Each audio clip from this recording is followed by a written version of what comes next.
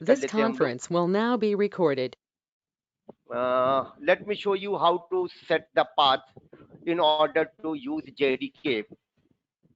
तो JDK use करने के लिए हमें पाथ सेट करना पड़ेगा, और वो पाथ हम कैसे सेट करेंगे मैं आपको शो करता हूं, जरा देखिएगा।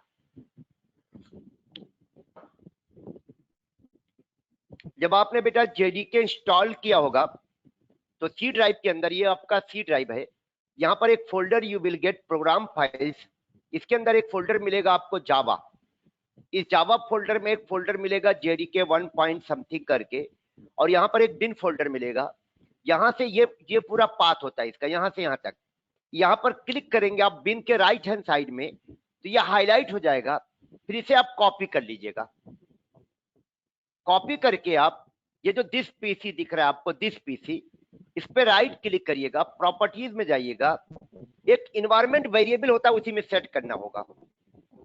तो इसके लिए आपको यहाँ पर दिस पीसी में जब राइट क्लिक करके आए तो यहाँ पर आपको जाके इन्वायरमेंट वेरिएबल में उसे सेट करना होगा। तो एक सेकेंड, कहाँ से करना होगा, वेट करिएगा आप लोग।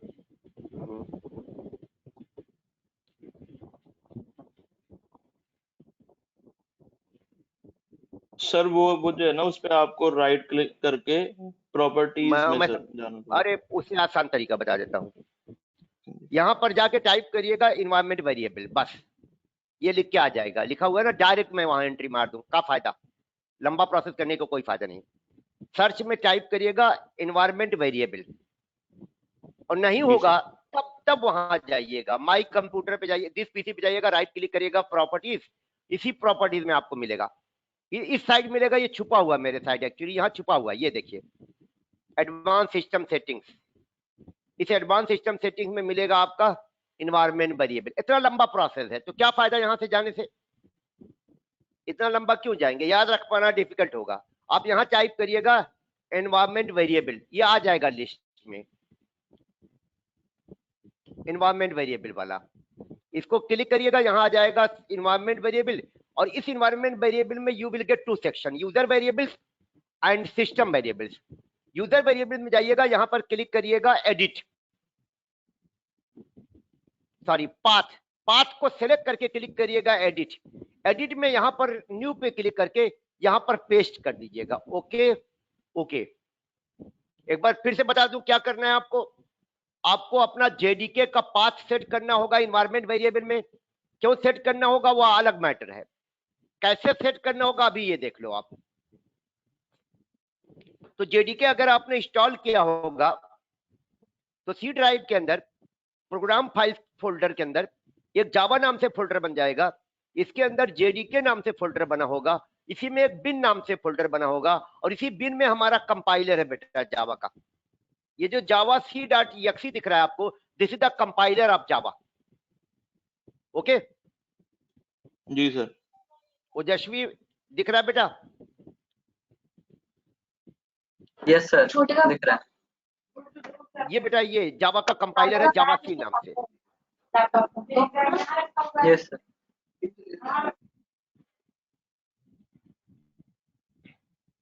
अब इसको यहां से हम लोग बिन पे क्लिक करके ये हाईलाइट हो जाएगा, कॉपी कर लीजिएगा। कॉपी करके आप दिस पीसी में जाके, थोड़ा लंबा प्रोसेस है, आप इन्वायरमेंट वेरिएबल में सेट करना, इतना याद रखिएगा। And how to set in environment variable, आप यहां पर एडिट वाला क्लिक करके edit the system environment variable लिखिएगा, मिल जाएगा। अगर यहां से ना मिले, अब यहां पर लिखा होगा इन्वायरमेंट वेरिएबल, और इस इन्वायरमेंट वेरिएबल में ये पाथ है, पाथ में जाके एडिट पे क्लिक करिएगा, और यहां पर इस तरह से आपको सेट करना है। तो अभी मैं डिलीट कर रहा हूं, न्यू पे क्लिक करिएगा, और यहां पर कंट्रोल V करके पेस्ट करके ओके कर दीजिएगा। ओके कर दीजिएगा, आपका JDK का पाथ सेट हो जाएगा। ठीक है ना, आराम से सेट कर लेंगे आप लोग। Yes sir. अच्छा, अभी स्टार्टिंग में बेटा हम लोग जो भी सीखेंगे उसके लिए हम नोटपैड यूज करेंगे, इक्लिप्स यूज नहीं करेंगे। इक्लिप्स यूज करना भी हम सीखेंगे, दिखाएंगे हम आपको, बट अभी हम जो भी सीखेंगे वो नोटपैड से करेंगे। मतलब कोड हम लिखेंगे, याद रखिएगा, आपको पता है ना कि आपको कोड लिखना पड़ेगा।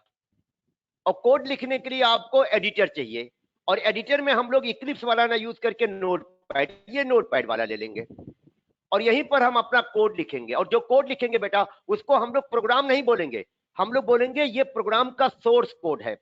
The code that you will write here using Notepad, आप उसे क्या बोलिएगा, this is the source code of the program. आगे हम इक्लिप्स का भी इस्तेमाल करेंगे, लेकिन मेरा ये एक्सपीरियंस है कि जो बच्चे ने नोटपैड से कोडिंग सीख ली है उसकी कोडिंग बड़ी सॉलिड हो जाती है। अमित जी सर। जैसे आपको कोई एप्लीकेशन बनाना हो, कोई प्रोजेक्ट बनाना हो, तब ये आपके लिए द बेस्ट है। कौन? इक्लिप्स। लेकिन अभी आप बिगिनर हो, आप कोई भी प्रोग्रामिंग लैंग्वेज सीख रहे हो, और जब सीख रहे हो, सीखने के लिए मेरा अपना जो एक्सपीरियंस है वो नोटपैड के साथ ज्यादा बेटर है बच्चों के लिए। इसमें क्या होगा, आपको हेल्प नहीं मिलेगा, हर कमांड हर कोड आपको खुद से समझना होगा और खुद से उसको इंटरप्रेट करना होगा। तो अगर मुझे जावा में कोई भी बेटा कोड सीखना है, कोई भी प्रोग्राम कोड सीखना है, चाहे वेरिएबल डिक्लेयर करने का कमांड कुछ भी, तो हमें एक प्रोग्राम बनाना पड़ेगा। और प्रोग्राम हम कैसे बनाएंगे, देखिए हम यहां लिखेंगे क्लास। क्लास एक कीवर्ड है और फिर हम क्लास का नाम दे देंगे। ये हमने क्लास का नाम दे दिया, here class is a keyword, और ये डेमो हमारी क्लास नाम होगी। यानी डेमो नाम से हम एक क्लास डिक्लेयर कर रहे हैं, इसको कहते हैं क्लास डिक्लेयर करना या डिफाइन करना टेक्निकली। ये सारी चीजें मैं आगे आपको लिखवाऊंगा जब ऑब्जेक्ट ओरिएंटेड स्टार्ट करूंगा। अब समझ लो एक प्रोग्राम आपका बन रहा है और प्रोग्राम का ये सोर्स कोड है। अब इसके अंदर एक मेथड हम डिक्लेयर करेंगे, मेथड का नाम हम लोग रखेंगे मेन। मेथड के बारे में भी मैं आपको बताऊंगा, डोंट वरी। तो अगर टेक्निकली देखिए मैं क्या कर रहा हूं आपको, तो मैं एक छोटा सा जावा में प्रोग्राम बना रहा हूं आपके लिए, और ये प्रोग्राम का सोर्स कोड है। अमित जी सर। इस सोर्स कोड में ये जो डेमो है ये मेरे प्रोग्राम की क्लास का नाम है। यानी मेरी जो प्रोग्राम बन रही है, हर प्रोग्राम के लिए क्लास बनती है बेटा, उस क्लास का नाम है, और ये क्लास एक कीवर्ड है। जावा में नियर अबाउट मेरे ख्याल से 50 से सारे कीवर्ड के नाम तो मुझे याद नहीं है, अप्रोक्सीमेटली 60 कीवर्ड्स हैं जावा ने जो आपको प्रोवाइड किए हैं। ओजस्वी, समृद्धि बेटा, कितने कीवर्ड्स प्रोवाइड किए हैं? Near about 60 keywords. और कीवर्ड्स आपको हर लैंग्वेज में, आपने सी लैंग्वेज यूज की होगी, वहां भी कीवर्ड्स हैं, जावा में भी कीवर्ड्स है बेटा। और कीवर्ड्स हमारे रिजर्व वर्ड्स कहे जाते हैं अमित, राइट? और ये जो कीवर्ड्स हम यूज करते हैं, ये कीवर्ड्स हमारे ज्यादातर डिक्लेयर करने में या डिफाइन करने में यूज किए जाते हैं। Most of the keywords are used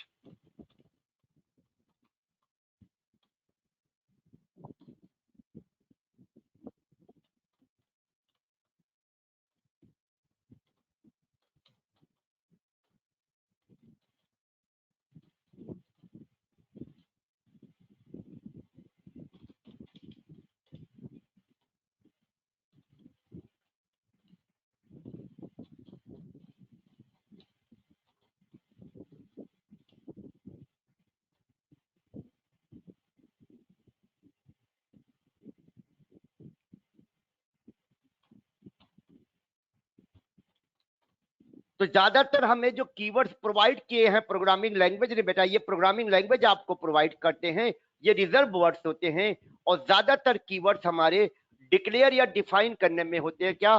classes declare या डिफाइन करने में, इंटरफेसेस डिक्लेयर और डिफाइन करने में, मेथड्स डिक्लेयर या डिफाइन करने में, चाहे जो बोलते हैं आप, चाहे डिक्लेयर करना बोलते हैं चाहे डिफाइन करना, वेरिएबल डिक्लेयर करने और डिफाइन करने में, ब्लॉक डिक्लेयर और डिफाइन करने में। इसी तरह पैकेज होता है बेटा, पैकेज को इंपोर्ट करने में भी। तो ये हमारे कीवर्ड्स यूज होते हैं, राइट? Yes sir. और एक चीज आपको और क्लियर होनी चाहिए बेटा, जब भी आप कोई प्रोग्रामिंग लैंग्वेज सीखें, when ever you learn any programming language, आपका प्रोग्रामिंग लैंग्वेज जो होता है केस सेंसिटिव होता है। क्या बोला हमने ओजस्वी?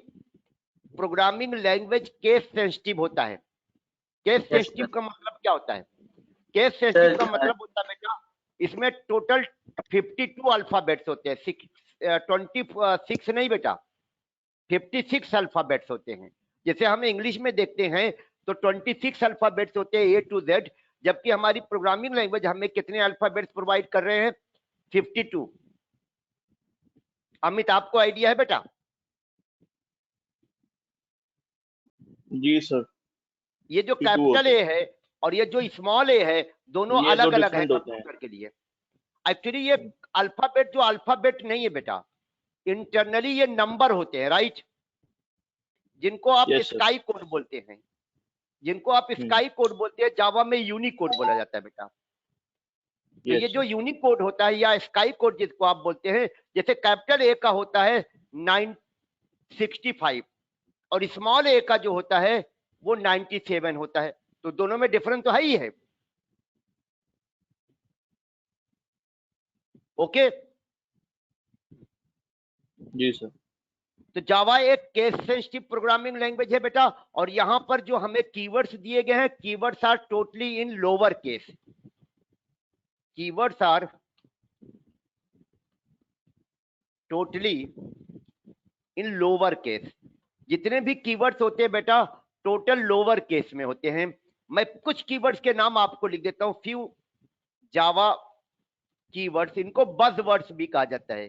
Keywords are as follows.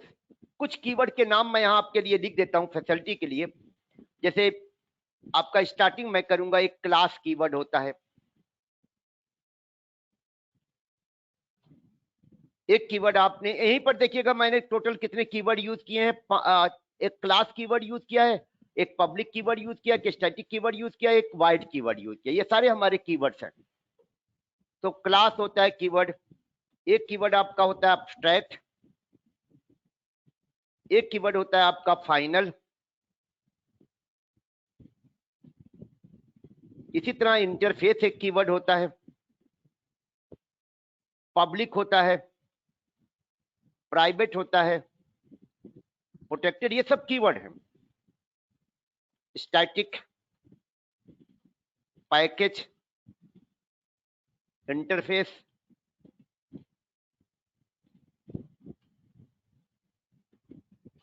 This, super, return, break, continue, if, else, switch, case, default,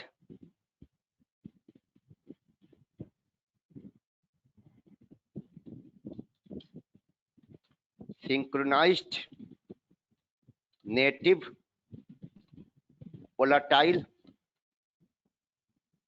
assert, try, catch, finally, throw, throws, null, if, true, false, length, label, for, while, do, byte, short, int, long, float, double,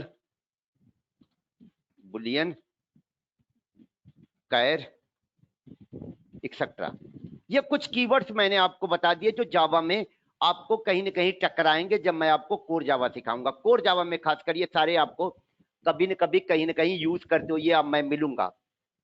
class keyword है, abstract keyword है, final keyword है, interface है, public है, private है, protected है, static, package, interface. उसी तरह एक इंपोर्ट कीवर्ड बड़ा यूजफुल है ना। पैकेज वगैरह को क्या करते हैं हम लोग, इंपोर्ट करते हैं, तो इंपोर्ट कीवर्ड इज गिवन। तो इस तरह से आपके ये कीवर्ड्स हैं बेटा, आप कीवर्ड्स को पहचानिएगा। और कीवर्ड्स किस लिए यूज किए जाते हैं? कीवर्ड्स यूज किए जाते हैं, हमने बताया था डिक्लेयर करने के लिए। ज्यादातर कीवर्ड्स यूज होते हैं डिक्लेयर करने के लिए, मेथड, ब्लॉक, जैसे हम लोग ट्राई ब्लॉक बनाते हैं, स्टैटिक ब्लॉक बनाते हैं, फाइनली ब्लॉक बनाते हैं, कैच ब्लॉक बनाते हैं। अलग अलग कीवर्ड्स का रोल अलग अलग है बेटा। क्लियर है मेरी बात? Yes yes sir. Amit, I think किसी और ने ज्वाइन किया है, नाम उनका नहीं यहाँ पर है। May I know your good name? पनीस वर्ड।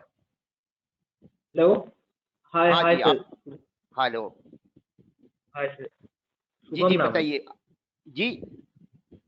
शुभम शुभम, ओके बेटा।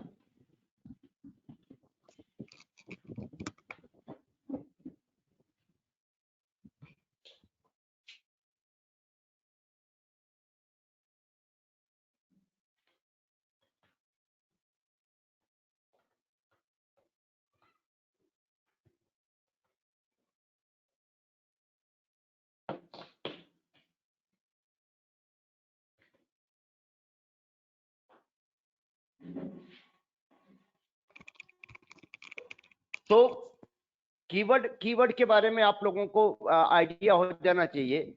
अब कीवर्ड क्या होते हैं, कीवर्ड का इस्तेमाल, और कीवर्ड टोटल लोअर केस में होते हैं बेटा। All the keywords that programming language provides you is in lower case. और हमने बताया था जैसा कि हमारी प्रोग्रामिंग लैंग्वेज जो होती है वो केस सेंसिटिव होती है। तो केस सेंसिटिव होने का मतलब हुआ कि जो चीजें आपकी जिस लेटर में है वही लेटर यूज होना चाहिए। तो कीवर्ड्स को आप ध्यान रखिएगा। ये कीवर्ड्स हमारा डिक्लेयर और डिफाइन करने में, जैसे वेरिएबल डिक्लेयर किया जाता है या डिफाइन किया जाता है, मेथड डिक्लेयर या डिफाइन किया जाता है, क्लास डिक्लेयर या डिफाइन करते हैं। क्यों करते हैं वो अलग मैटर हो गया है, बट डिक्लेयर करते हैं कोडिंग के पॉइंट ऑफ व्यू से तो कीवर्ड की हेल्प से ही करेंगे, बिना कीवर्ड के पॉसिबल नहीं होगा।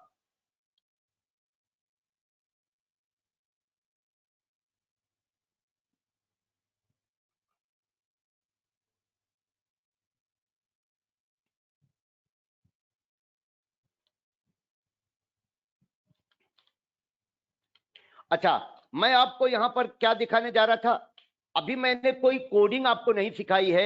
आई just wanted to show how to write code and how to compile code and how to run code. तीन चीजें हम लोग यहाँ डिस्कस कर रहे हैं। कोड लिखा कैसे जाए, कोड को कंपाइल कैसे किया जाए और फिर रन कैसे कराया जाए। This is what I wanted. एक सेकेंड वेट करिएगा बेटा।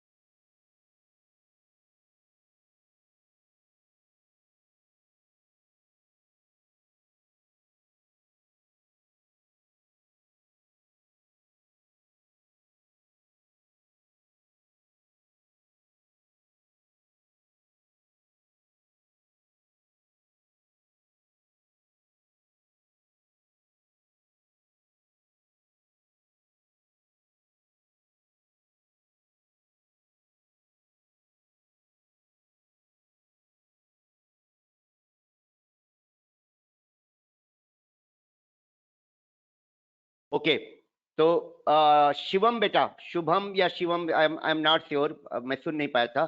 शुभम, तो ये कीवर्ड्स हैं हमारी जो प्रोग्रामिंग लैंग्वेज आप कोई भी यूज करेंगे, whether you are using C language, you are using C plus plus language, कोई भी लैंग्वेज बेटा यूज करिएगा, हर प्रोग्रामिंग लैंग्वेज आपको कुछ कीवर्ड्स प्रोवाइड करेंगे। With the help of those keywords you will be able to define anything in your code. अपने code में कुछ भी डिफाइन करना होगा, और डिफाइन किसे करते हैं बेटा, जिसे यूज करते हैं। और बहुत सी चीजें आपको प्री डिफाइन मिलेंगी अमित। तो जी सर। आपको ये देखना होगा कि ये प्री डिफाइन है कि हमें डिफाइन करना है। प्री डिफाइन भी मिलेगा आपको, आपको डिफाइन भी करना पड़ेगा। अब डिफाइन करने में आपकी हेल्प कौन करेगा? हम डिफाइन क्या करेंगे? हम डिफाइन करेंगे बेटा क्लासेस, हम डिफाइन करेंगे इंटरफेसेस, हम डिफाइन करेंगे मेथड्स, हम डिफाइन करेंगे वेरिएबल्स। हम डिफाइन करेंगे blocks. Got it? Yes sir. तो डिफाइन करना जरूर याद रखिएगा आप लोग कि डिफाइन करना किसे कहते हैं। और डिफाइन करने के लिए आपको क्या यूज करना होगा? कीवर्ड्स। और कौन सा कीवर्ड यूज होगा? जब हम डिफाइन करना सिखाएंगे आपको तब हम बताएंगे। बट हाँ, जावा में अप्रोक्सीमेटली 60 कीवर्ड्स आर गिवन, और उनमें से मैंने कुछ कीवर्ड्स के नाम यहां पर मेंशन किए हुए हैं, जैसे क्लास कीवर्ड है एक, अब्स्ट्रैक्ट एक कीवर्ड है, फाइनल एक कीवर्ड है, इंटरफेस एक कीवर्ड है। ये सारे कीवर्ड्स हमारे जावा में दिए गए हैं।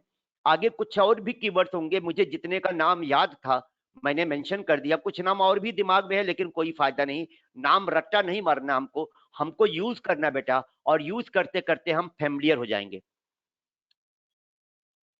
ये बेटा प्रोग्रामिंग एक ऐसी साइंस है जिसमें आपका प्रैक्टिकल आपको सॉलिड बनाता है। जितना ज्यादा आप प्रैक्टिकल करोगे, जितना ज्यादा आप कोड लिखोगे बार बार, उतना ही ज्यादा आपको कॉन्फिडेंस बिल्ड होगा। अगर आप सोच लो कि मेरा लेक्चर रोज रिवाइंड कर करके, चूंकि वीडियो रिकॉर्ड हो रही है, रोज रिवाइंड कर करके आप पढ़ो, तो आप कभी भी प्रोग्रामिंग नहीं कर पाएंगे, कभी भी अच्छी कोडिंग नहीं कर पाएंगे। ठीक है? जी सर। अच्छा, एक स्टूडेंट ने मुझे फोन किया था, वो ज्वाइन करना चाह रहा था, इसलिए मैं रोक रहा हूं थोड़ा सा। वो ज्वाइन कर ले तो मैं आगे कंटिन्यू करूंगा। अभिषेक नाम का एक स्टूडेंट है, एक बार उसे मैं फिर से कंफर्म कर दूं।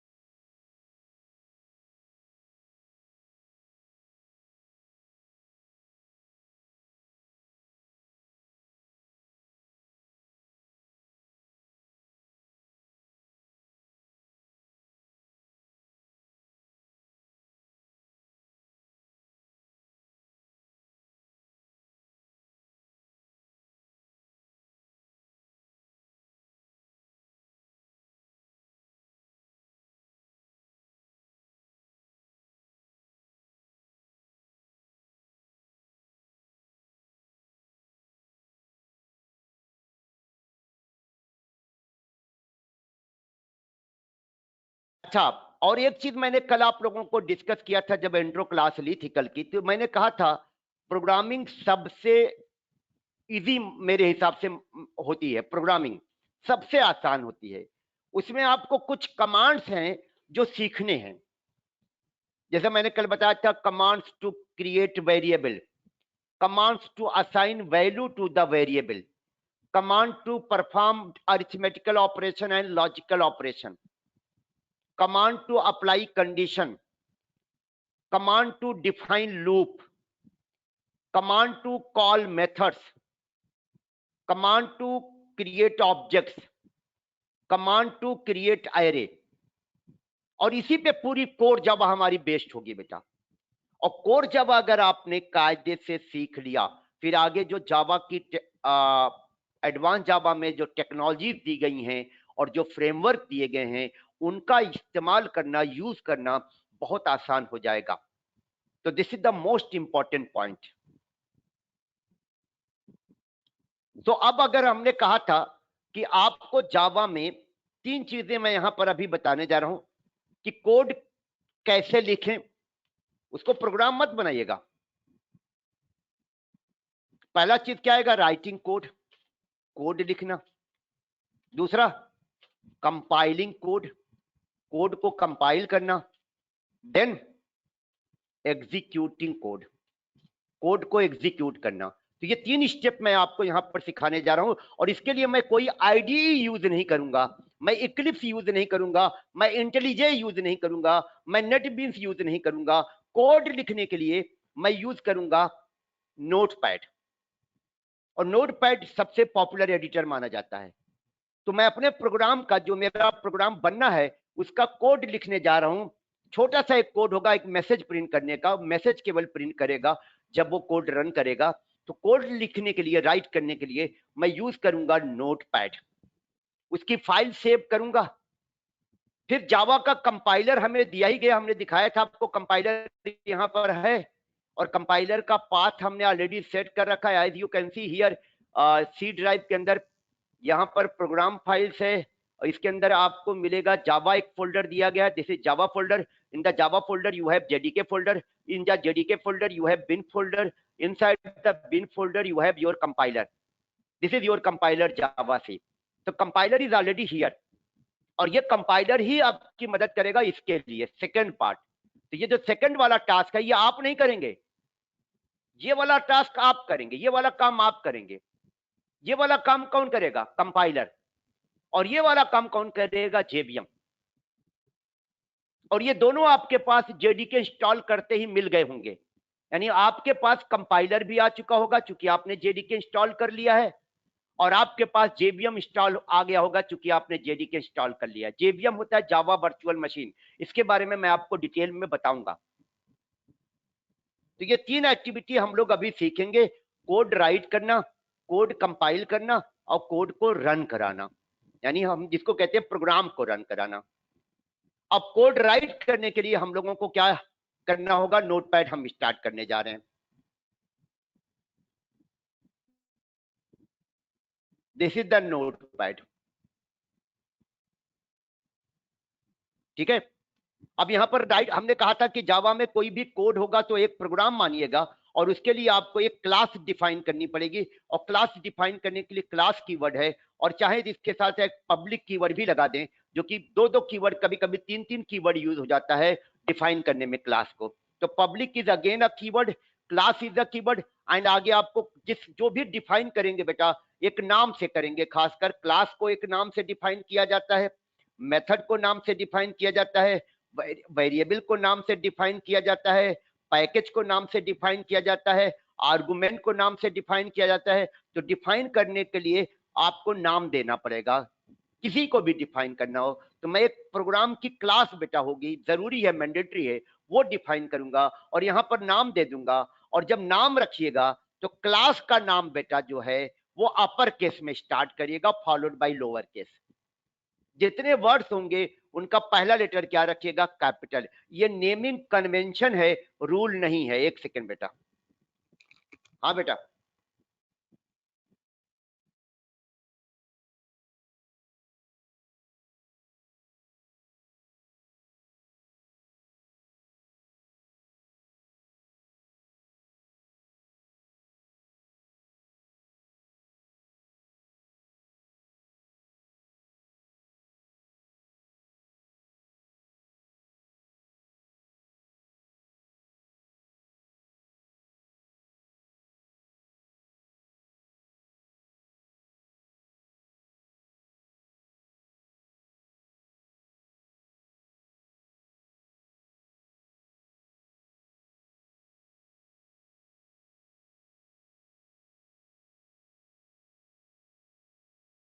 हाँ Abhishek, can you hear me?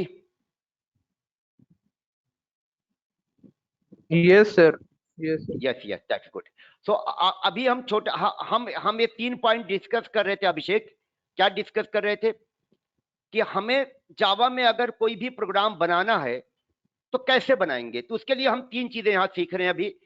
Code right करना पड़ेगा उसके लिए बेटा। जो भी प्रोग्राम होता है वो कोडिंग पे बेस्ड होता है, तो हम सबसे पहले उसका कोड लिखेंगे, हम लिखेंगे एज अ प्रोग्रामर। उसके बाद हम कोड का कंपाइलेशन कराएंगे, तो कोड को कंपाइल कराना होगा, और जो कंपाइल के बाद जो नया कोड जनरेट होगा उसी को हम एग्जीक्यूट कराएंगे या रन कराएंगे। तो ये 3 स्टेप हम लोग यहाँ पर देखेंगे कैसे करेंगे। अच्छा, उसके लिए हमें ये सॉफ्टवेयर इंस्टॉल करना पड़ेगा, Eclipse.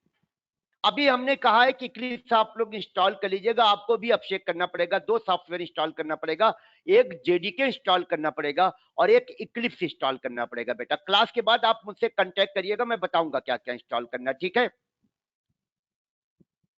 Yes, sir. Yes, sir. और जेडीके में भी कौन सा जेडीके इंस्टॉल करना है ये मैं आपको बताऊंगा, और इक्लिप्स कौन सा इंस्टॉल करना है ये मैं आपको बताऊंगा। तो खैर, तो हम लोग यहाँ पर अमित क्या देखने जा रहे हैं? प्रोग्राम के लिए जो कोड होगा वो कैसे राइट करें, how to write code, how to compile code and how to execute code. हो सकता है कोड में जो भी मैं लिखूं वो आपको समझ में ना आए, बट पर्पस वो नहीं है बेटा। वो तो मेरा टॉपिक होगा ना, 1 बाय 1 मैं कवर करूंगा। अभी मुझे सिर्फ ये आपको फैमिलियर कराना है कि अगर जैसे मेरी क्लास 2 घंटे की हो गई, आपने जेडीके इंस्टॉल कर लिया, आप भी चाहोगे कि जरा टेस्ट करें, तो कैसे करेंगे? उसके लिए नोटपैड ओपन कर लीजिएगा। अभी हम नोटपैड यूज करेंगे कोड राइट करने के लिए, और नोटपैड में जाके सबसे पहले आपको एक क्लास डिक्लेयर करनी पड़ेगी, डिफाइन करनी पड़ेगी। कैसे कर रहा हूं आप देखिए, मैंने क्या लिखा है, public class followed by class का नेम। तो this is demo, demo is my class name, और क्लास का नेम जो भी रखिएगा बेटा वो कैपिटल लेटर से स्टार्ट करिएगा। मैंडेटरी नहीं है, रिकमेंड किया गया, ऑप्शनल है। अब इस क्लास हमारी बन गई बेटा। अब इसके अंदर हम एक मेथड डिक्लेयर करेंगे जो कि हमारे प्रोग्राम के लिए मैंडेटरी मेथड है, और ये इसमें ये 3 कीवर्ड मैं यूज कर रहा हूं, एक पब्लिक नाम से, एक स्टैटिक नाम से, एक वॉइड नाम से, और ये जो है हमारा मेन नाम है मेथड का, और इसके अंदर ये आर्गुमेंट बोलते हैं जो हमने यहां पर मेथड की पैरेंथेसिस के अंदर डिक्लेयर किया। दिस वन, ये सेक्शन है बेटा, इसमें ARGS जो है हमारा आर्गुमेंट का नाम है, जिसको हम कभी कभी पैरामीटर भी बोलते हैं, और ये उसका डेटा टाइप है जो कि एक क्लास है जावा में स्ट्रिंग नाम से, और स्ट्रिंग का S कैपिटल होना चाहिए।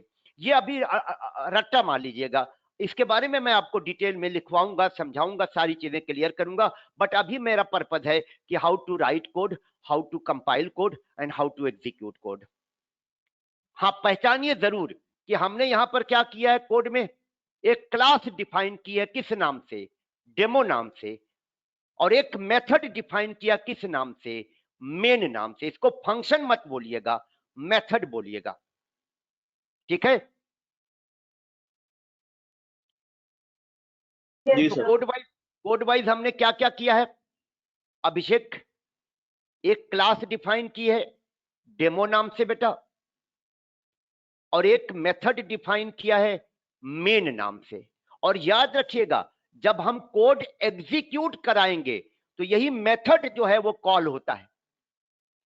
जब भी आप कोड एग्जीक्यूट कराने की बात करेंगे, प्रोग्राम एग्जीक्यूट कराने की बात करेंगे, तो मेथड ही कॉल होते हैं और यूजर के लिए टास्क परफॉर्म होता है। तो ये मेन नाम से जो मेथड हमने बनाया है, जिसका रिटर्न टाइप, इसको रिटर्न टाइप बोलते हैं, वॉइड है, और मॉडिफायर स्टैटिक और पब्लिक है। ये सारी चीजें आगे मैं 1 बाय 1 टॉपिक आएगा कवर कराऊंगा। अब इसके अंदर मैंने एक कमांड लिख दिया, इसको हम लोग बोलते हैं command, system dot out dot प्रिंटल। This is a command inside the main method, और कमांड में मैंने लिख दिया welcome to the Setpa infotech. तो इस तरह से देखा जाए, मेरा जो ये मेन नाम से मेथड डिक्लेयर किया गया है, डिफाइन किया गया है, उसके अंदर मैंने ये कमांड बना दिया है, कमांड लिख दिया है। और याद रखिएगा, एग्जीक्यूट जो होता है, हमने यहाँ जो लिखा है एग्जीक्यूटिंग कोड, तो एक्चुअली एग्जीक्यूट होता है कमांड, यानी यही कोड एग्जीक्यूट होगा। और जब ये कोड एग्जीक्यूट होगा तो स्क्रीन पर आपका ये मैसेज डिस्प्ले कर दिया जाएगा, welcome to the Setpa Infotech. Amit clear है? अभिषेक बेटा, जी सर। Samriddhi, Yes, sir. ओजस्वी, अब ये मेरा एक Yes, sir. क्लास डेमो नाम से डिक्लेयर कर दिया गया है या डिफाइन कर दिया गया इस कोड में, एक मेन नाम से मेथड। इसको प्रोग्राम मत बोलना आप लोग, ये बेटा प्रोग्राम नहीं। अक्सर बच्चे कहते हैं सर मेरे प्रोग्राम में एरर आ रही है, आप प्रोग्राम नहीं बोलेंगे, आप कहेंगे जो प्रोग्राम के लिए मैंने कोड लिखा, इसको सोर्स कोड कहते हैं बेटा। तो कहते हैं, आप ये बोल सकते हैं कि जो मेरा प्रोग्राम बना है उसके सोर्स कोड में बन रहा है, बना नहीं है अभी। बनेगा कब? बनेगा कंपाइलेशन के बाद। अभी इसे आप कंपाइल कराओगे तब आप कहोगे, अगर कंपाइल सक्सेसफुल हो गया तब आप कहोगे कि आपका प्रोग्राम बन गया। तो ये प्रोग्राम का सोर्स कोड है, आप इसे कंपाइल कराओगे, और कंपाइल के बाद अगर कोई एरर नहीं आता है तब आपका वो प्रोग्राम बोला जाएगा कि बन गया, और फिर आप उसे एग्जीक्यूट कराओगे। और जब मैं इसे एग्जीक्यूट कराऊंगा तो ये मेन नाम से जो मेथड है वो जेवीएम जो हमने कहा था दिया गया है उसके द्वारा कॉल कर दिया जाएगा। और जब ये मेन मेथड कॉल कर दिया जाएगा तो इसके अंदर जो कमांड हमने डिफाइन किया है या बना रखा है, ये कमांड एग्जीक्यूट हो जाएगा। और जब ये कमांड एग्जीक्यूट होगा बेटा, तो ये मैसेज जो यहाँ पर मैंने प्रिंट एनल मेथड के अंदर डाल रखा है, ये मेथड है हमारा प्री डिफाइन, ये मेरा मेथड है और ये प्री डिफाइन है, लाइब्रेरी का मेथड है। और ये मेथड क्या करेगा, ये मैसेज हमारे स्क्रीन पे डिस्प्ले कर देगा। अब मेरा कोड लिख दिया गया बेटा, पहला काम मेरा हो गया।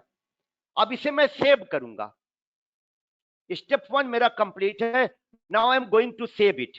और सेव करूंगा कहां पर, देखिए मैं ई ड्राइव के अंदर एक फोल्डर बनाया हूं सेटपा नाम से, इसके अंदर एक फोल्डर बनाया हूं वीकेंड नाम से, इसके अंदर एक फोल्डर बनाया हूं कोर जावा 426 नाम से, और इसके अंदर एक फोल्डर बनाऊंगा, कोई भी नाम रख दीजिएगा, मैंने इसका नाम रख दिया फर्स्ट प्रोग्राम। तो मैंने इसके अंदर एक फोल्डर बना दिया फर्स्ट प्रोग्राम नाम से, और इसी में मैं क्या करूंगा, अपना फाइल जो कि ये कोड वाली फाइल है सेव करूंगा। और फाइल का नाम क्या रखूंगा, याद रखिएगा, जो क्लास का नाम है। क्लास का नाम यहां देखिए क्या है, DEMO, और DEMO का D कैपिटल है, तो डेमो आगे .java। बहुत से लोगों को, आप लोगों को पता होगा। अब आप कहोगे ये सब चीजें तो हम लोग जानते हैं सर। मैंने कल आपको बताया था कि आप जानते हैं या नहीं जानते, इतना फर्क मेरे ऊपर नहीं पड़ता है। मैं जब भी क्लासेस लेता हूं बेटा, तो 0 से स्टार्ट करता हूं। मैं मान के चलता हूं कि आपको कुछ नहीं आता है, और आता होगा तो आपके लिए बल्ले बल्ले, नहीं भी आता तब भी कोई प्रॉब्लम नहीं। अगर आप इस तरह से करेंगे तो आपको मजा आएगा आगे चल के। खैर, अब क्या काम हो गया, पहला काम मेरा हो गया बेटा। अगला स्टेप क्या आएगा, कोड को कंपाइल करना। अब कंपाइल कैसे होगा, कंपाइल कौन करेगा, हम नहीं करेंगे, कंपाइल करेगा बेटा कंपाइलर। लेकिन इसके लिए कंपाइलर को कॉल करना पड़ेगा बेटा। अब कुछ लोग, हम कंपाइलर को कैसे कॉल करें, क्योंकि कंपाइलर को कॉल करने के लिए आपको किसी न किसी का हेल्पर चाहिए, कोई हेल्पर चाहिए। हमारा ये हेल्पर था, लेकिन इसका हम इस्तेमाल नहीं कर रहे हैं, तो हमें ऑपरेटिंग सिस्टम ने एक हेल्पर बनाया, प्रोवाइड किया बेटा, ये जिसको हम लोग बोलते हैं CMD। ओके, ये तो मैंने CMD स्टार्ट किया बेटा, ये कमांड प्रॉम्प्ट है, और ये कमांड प्रॉम्प्ट हमें ऑपरेटिंग सिस्टम प्रोवाइड करता है, कर रहा है। और ये कमांड प्रॉम्प्ट हम इस्तेमाल कहां करेंगे, अपने कंपाइलर को कॉल करने के लिए। अपने नहीं, इवन सी का कंपाइलर हो, पाइथन का कंपाइलर हो, कोई भी कंपाइलर हो बेटा, किसी भी लैंग्वेज का कंपाइलर हो, ये कमांड प्रॉम्प्ट उसको कॉल कर सकता है। तो मैं इसी कमांड प्रॉम्प्ट से कंपाइलर को कॉल कर दूंगा, और कंपाइलर जब कॉल होगा तो मेरे कोड को कंपाइल कर देगा। तो चलिए कमांड प्रॉम्प्ट का यूज करके हम कंपाइलर को कॉल करते हैं। और कैसे कॉल होगा ये जरा हम आपको समझाते हैं। करना क्या होगा आपको, एक लाइन में मैं समझाता हूं। पहले आप यहां से जो ये विंडो एक्सप्लोरर होता है, यहां से उस फोल्डर में जाइए जिस फोल्डर में आपकी फाइल है। मैंने फाइल कहां रखी है अभी, जो बनाया था demo.java, कोई बता सकता है? ये सेटपा फोल्डर के अंदर वीकेंड फोल्डर था, इसके अंदर एडवांस जावा 426 फोल्डर था, इसके अंदर फर्स्ट प्रोग्राम फोल्डर था, यहां था, यहां demo.java। तो यहां पर क्या करिए, जब ये ओपन कर दीजिएगा तो कर्सर यहां लाइए, जो फर्स्ट प्रोग्राम लिखा हुआ है यहीं पर क्लिक करिए, ये हाईलाइट हो जाएगा। यहां पर टाइप कर दीजिए CMD, आपका CMD स्टार्ट हो जाएगा। ठीक है जी सर। अब यहां CMD हमने कहा था हमारी मदद करेगा कंपाइलर को कॉल करने में। और कंपाइलर किस नाम से मैंने आपको दिखाया था, जब आप JDK इंस्टॉल करिएगा तो JDK के बिन फोल्डर में आपको कंपाइलर मिल जाएगा। किस नाम से मिलेगा, जावा-सी। अब जब आप जावा-सी से कंपाइलर तो कॉल हो जाएगा, ये अपना कंपाइलर अपना हिस्ट्री दिखा रहा है। लेकिन कंपाइलर को क्या चाहिए बेटा, कंपाइलर को चाहिए आपके कोड वाली फाइल का नाम। और कोड वाली फाइल का नाम यहां पर है, क्या नाम है, demo.java। तो कंपाइलर को ये फाइल दे दीजिए, कंपाइलर इसे कंपाइल कर देगा। अगर कोड में कोई एरर वरर होगी तो एरर यहां शो कर देगा, अगर एरर वरर नहीं होगी तो आपका ये रन करने वाली फाइल बना देगा, जिसको हम लोग बोलते हैं एग्जीक्यूटेबल फाइल। देखिए एक नया फाइल बन गया कि नहीं बन गया। ये फाइल किसने बनाया, कंपाइलर ने बनाया। और इसको हम लोग बोलते हैं जावा में क्लास फाइल। तो जैसा मैंने कल आपसे डिस्कस किया था, जब जावा में आप कोई भी प्रोग्राम बनाओगे तो दो फाइल बनेगा, एक सोर्स कोड का फाइल होगा जो आप बनाओगे और एक रन करने वाला फाइल होगा जो कंपाइलर बनाएगा। आप वाली फाइल को सोर्स कोड वाली फाइल बोलेंगे और कंपाइलर वाली फाइल को हम लोग एग्जीक्यूटेबल फाइल बोलेंगे, जिसका एक्सटेंशन नेम होगा डॉट क्लास। अगर मेरे कोड में कोई एरर होती, जैसे मान लिया जाए ये मेरा कोड था, इस कोड में मैं यहां पर सेमीकोलन लगाना भूल गया, नहीं लगाया और इसे सेव कर दिया। अब यहां पर आया मैंने यहां से सीएमडी स्टार्ट किया। सीएमडी कैसे स्टार्ट करिएगा एक बार फिर से देख लीजिएगा। आपका कोड कहां सेव है वहां जाइए, सी ड्राइव में गए, ई ड्राइव के अंदर setup folder, here I have weekend folder, inside weekend folder I have core Java 426 folder, and in the core Java 426 folder I have first program folder. इसी में मेरा फाइल है और यहां से जाके मैंने सीएमडी टाइप कर दिया तो कंपाइलर इंस्टॉल हो जाएगा। आप कहोगे यहां सीएमडी क्यों टाइप किया? यहां भी सीएमडी टाइप कर सकते हैं बेटा, इसमें एक फर्क है। यहां जब सीएमडी आप स्टार्ट करिएगा तो ये सीएमडी आपका कौन सा फोल्डर शो कर रहा है? सी ड्राइव का रेहान फोल्डर। क्या इस रेहान फोल्डर में आपका फाइल है जिसे कंपाइल कराना है? नहीं, नो सर। जो फाइल मुझे कंपाइल कराना है वो तो ई ड्राइव में है।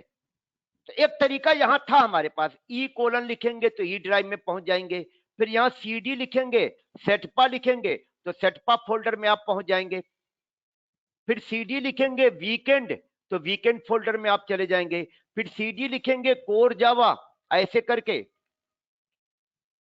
426 लिखेंगे तो कोर जावा 426 फोल्डर में आप चले जाएंगे। फिर यहां आपने लिखा सीडी, अब इसके अंदर प्रोग्राम फोल्डर था मेरा जावा या फर्स्ट प्रोग्राम, ये फर्स्ट प्रोग्राम में हम चले गए। अब यहां से हम कंपाइलेशन का कोड लिखेंगे। इतना लंबा क्यों करें हम, बस एक मिनट रुकिएगा बेटा।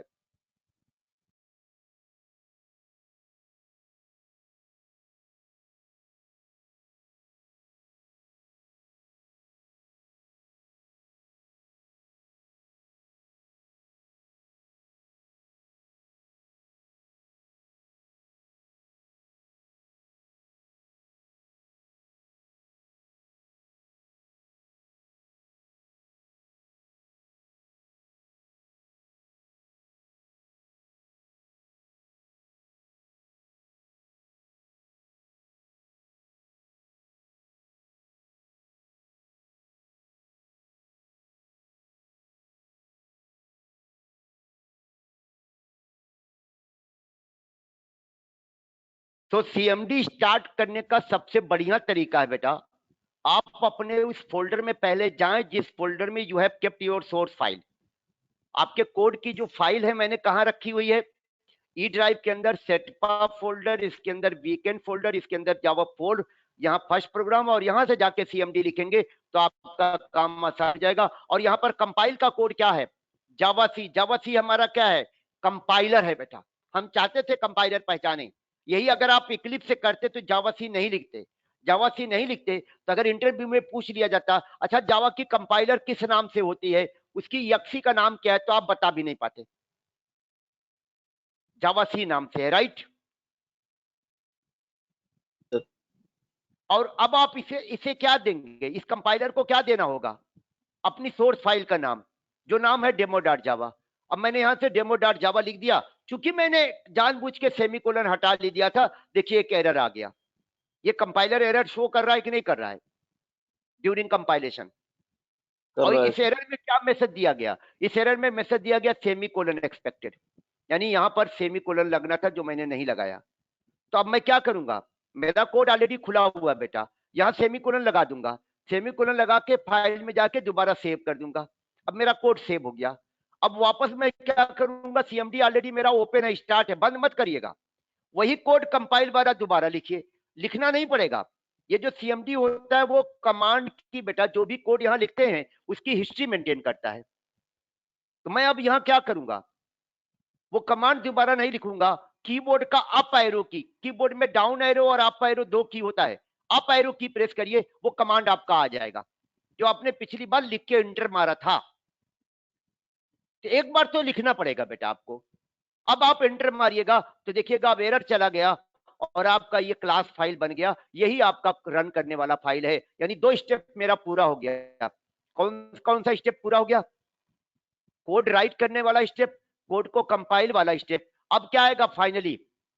कोड को एग्जीक्यूट कराने वाला, रन कराने वाला स्टेप। और रन कराने के लिए आपको जेवीएम को कॉल करना पड़ेगा, और जेवीएम को कॉल करने के लिए जावा नाम से हमारा कमांड दिया गया है, यानी जो जेवीएम की कोई इन्वोक करने वाला प्रोग्राम है जावा नाम से है, वो बिन फोल्डर में है। जावा लिखिएगा, और वो जो ये वाली जो फाइल बनी है बेटा, इसका नाम, ये वाले का नाम नहीं, इसका नाम, इसका नाम क्या है? डेमो। फॉर्चुनेटली दोनों का नाम सेम है, डेमो। और एंटर प्रेस करिएगा तो आपका कोड रन कर जाएगा, एग्जीक्यूट हो जाएगा, मेन मेथड कॉल हो जाएगा, और मेन मेथड के अंदर जो कमांड आपने लिखा था वो कमांड एग्जीक्यूट हो जाएगा। और मैंने आपको दिखाया था मेन मेथड में जो मैंने कमांड लिखा था वो एग्जीक्यूट होगा, एक मैसेज डिस्प्ले कर दिया जाएगा, and that message is welcome to the Setpai Infotech. Step समझ में आ गया आप लोगों को? समृद्धि कैसे करेंगे? नोटपैड से, नोटपैड का यूज करके कोड लिखिएगा, जरूर प्रैक्टिस करिएगा, इसका बहुत इंपॉर्टेंट है। मैंने मतलब 21 के ईयर के एक्सपीरियंस में बच्चों को मोटिवेट किया है कि आप कोडिंग अगर सीखना है अच्छे तरीके से तो इक्लिप्स या इंटेलिजे या कोई आईडी ना यूज करके नोटपैड करिएगा, सीखने के लिए, एप्लीकेशन बनाने के लिए नहीं। जब आपका प्रोजेक्ट बनेगा बेटा, जब कोई आप एप्लीकेशन बनाएंगे तब आप इक्लिप्स यूज करिएगा। अभी सीखने में 2-4 लाइन का कोड आएगा। अब 2-4 लाइन के कोड के को लिखने के लिए हम इक्लिप्स जैसा बड़ा आईडी क्यों स्टार्ट करें? अमित बताइए। जी सर। अब आप कहोगे वहां सर हेल्प मिल जाती है, हमें सिस्टम डॉट आउट डॉट प्रिंटनर ना लिखना, और सिस ओ लिख के कंट्रोल स्पेस बार दबाएं, सिस्टम डॉट आउट डॉट प्रिंटनर लिख दिया जाता है। खैर ओके, अब आते हैं हम लोग, अभी इसमें समझते बेटा एक बार फिर से। तो हमने कोड जो अपना लिखा था नोटपैड का यूज करके, इसमें हमने लिखा है पब्लिक। ये कमांड, ये जो लाइन है बेटा, इसको कहते हैं हमने डेमो नाम से एक क्लास डिफाइन की है। और यहां पर अगर आप देखिएगा तो मैंने क्या किया, इस क्लास के अंदर इनसाइड दैट क्लास मैंने क्या किया है, मेन नाम से एक मेथड डिफाइन किया है। क्लियर है? इनसाइड द क्लास, जो डेमो नाम से क्लास है बेटा, inside that class I have defined a method जिसका नाम क्या है, मेन। तो मेन नाम से एक मेथड डिफाइन किया है, और इस मेन मेथड के अंदर मैंने ये कमांड डिफाइन किया है, और इसमें आप जितना चाहें आप कमांड डिफाइन कर सकते हैं। ठीक, और याद रखिएगा मेथड के अंदर जो कमांड आप डिफाइन करते हैं वो कमांड हमारे एग्जीक्यूट होते हैं। फिर से बता दूं मैं, मेथड में जो भी कमांड आप डिफाइन करेंगे दोस कमांड्स विल बी एग्जीक्यूटेड। कब? जब वो मेथड कॉल होगा। और मेन एक ऐसा मेथड है बेटा आपके प्रोग्राम का जो बाय डिफॉल्ट कॉल कर दिया जाता है, इसे हमें कॉल करने का जरूरत नहीं पड़ता। We do not need to call it manually. जैसे मान लिया जाए हम एक मेथड और बना दे बेटा, अब इस क्लास में मैंने 2 मेथड डिक्लेयर कर दिए, एक का नाम रख दिया है मेन और एक का नाम रख दिया शो। तो इस तरह से आप अगर देखेंगे तो टोटल मैंने इस क्लास के अंदर इनसाइड दिस क्लास मैंने 2 मेथड डिफाइन कर दिया है, एक मेन नाम से डिफाइन किया है और एक शो नाम से डिफाइन किया है। और शो मेथड के अंदर मैंने कोड लिख दिया रेहान अहमद। इसका मतलब ये हुआ बेटा कि ये शो नाम का मेथड जब कॉल होगा तो ये कमांड एग्जीक्यूट होगा, और ये कमांड एग्जीक्यूट होगा तो ये जो कमांड प्रॉम्प्ट की स्क्रीन है ये वाली, यहां पर मैसेज आ जाएगा, जैसे मैसेज आया था वेलकम टू सेटपाई इन्फोटेक, वैसे ही मैसेज आ जाएगा रेहान अहमद। लेकिन ये मेथड कॉल अपने आप नहीं होगा। मेन मेथड के अलावा जितने मेथड आप डिफाइन करेंगे inside the class, you need to call those methods except the main. Main method is called automatically, automatically call हो जाता है। इसको जेवीएम हमारा कॉल कर देता है, जो हम रन कराते समय जेवीएम को स्टार्ट करते हैं। मेरा पॉइंट क्लियर है? Yes, sir.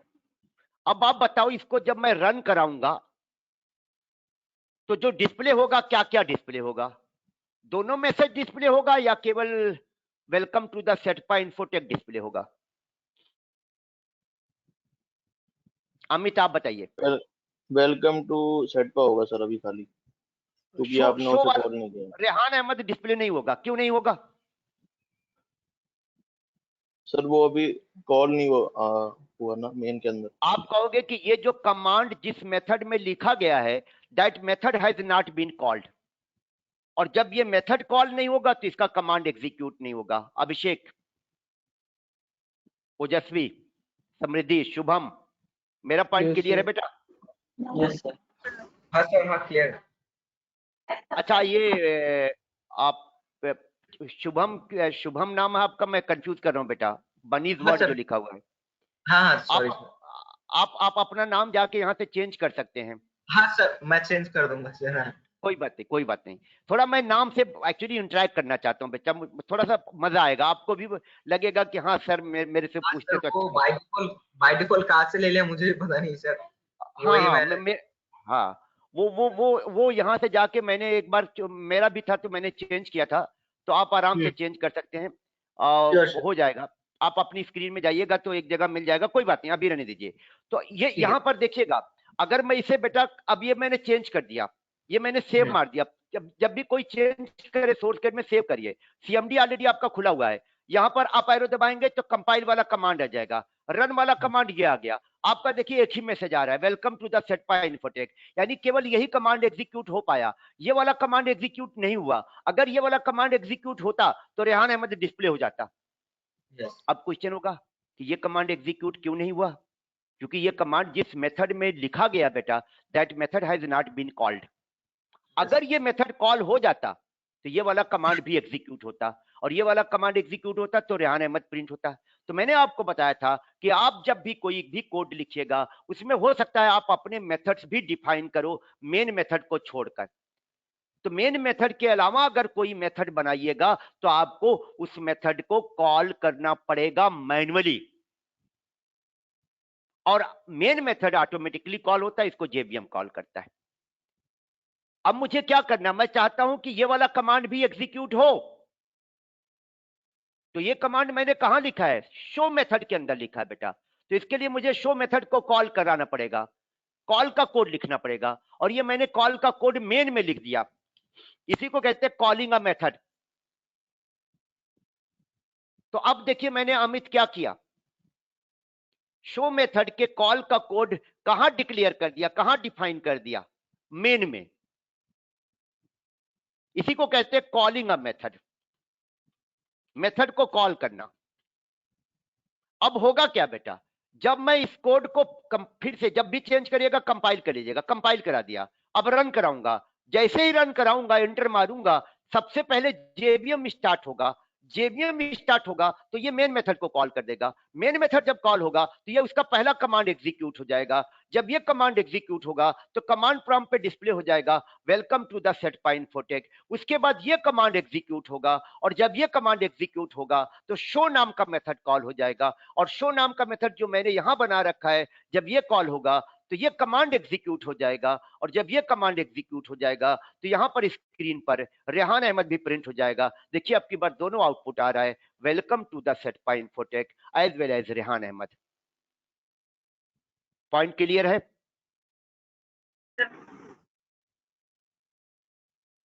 एवरीबॉडी, सब लोग क्लियर बोले, बोल दें। Abhishek, Ojaswi, yes sir. अच्छा Yes, sir. अभी हाँ, अभी इसमें बहुत सी चीजें हो सकता है आपको बेटा ये पब्लिक क्यों लगाया, स्टैटिक क्यों लगाया, वाइड क्यों लगाया, ये हो सकता है ना समझ में आवे, अभी छोड़ दीजिएगा आप, थोड़ा सा 2-3 क्लास वेट करना पड़ेगा यहां तक मुझे पहुंचने के लिए। तो अब आइए, मैंने कल आपसे सिलेबस डिक्लेयर किया था कि हम लोग जब प्रोग्रामिंग सीखेंगे तो मेन कमांड कौन कौन से आएंगे। तो सबसे पहला हमारा कमांड आएगा बेटा वेरिएबल डिक्लेरेशन। तो सबसे पहले हम लोग वेरिएबल वाले पॉइंट्स को डिस्कस करते हैं जो कि बहुत यूजफुल है, ठीक है। So I am going to start topic variable declaration. and initialization.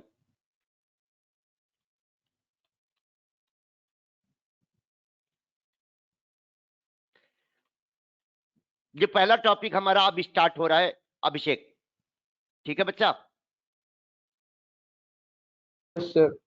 जो मेन प्रोग्रामिंग में हमें सीखना है। अभी आप समझ लो हम जावा स्टार्ट नहीं कर रहे हैं, ये वेरिएबल वगैरह हर प्रोग्रामिंग लैंग्वेज में आपको मिलेगा।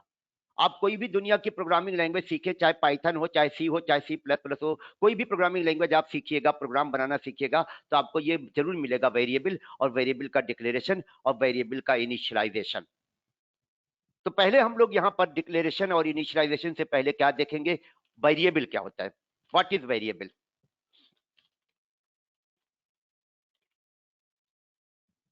वैसे वेरिएबल इंग्लिश का वर्ड है बेटा, और अगर आप इसे इंटरप्रेट करेंगे तो आपको इसका मतलब मिलेगा एबल टू चेंज।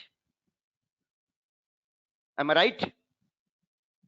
वेरिएबल जो वेरी हो सके, जो वेरी के लायक हो, जिसे चेंज किया जा सके, वो क्या कहा जाएगा, वेरिएबल कहा जाएगा। अमित? जी सर। अमित आप थोड़ा फ्री हो बेटा, तो थोड़ा मेरे से इंटरेक्ट करिएगा, बड़ा इंटरेस्टिंग टॉपिक है ये। टॉपिक जी ऐसा सर। टॉपिक है जिसमें बड़ा कंफ्यूजन होता है। तो वेरिएबल तो इंग्लिश वाइज हमें समझ में आया, अब प्रोग्रामिंग वाइज हम अगर बात करेंगे तो पहले इसके लिए मुझे थोड़ा सा आपको क्या नाम है, इसके लिए इंट्रोडक्शन यानी भूमिका बनानी पड़ेगी, तब आपको वेरिएबल मैं समझा पाऊंगा। वैसे आप सबको पता होगा कि वेरिएबल क्या होता है, लेकिन मैं वहां तक आपको ले जाना चाहता हूं, राइट? वैसे अमित आपके हिसाब से वेरिएबल क्या है, आप क्या इसको कैसे इंटरप्रेट करेंगे, आपने क्या समझा इसके बारे में?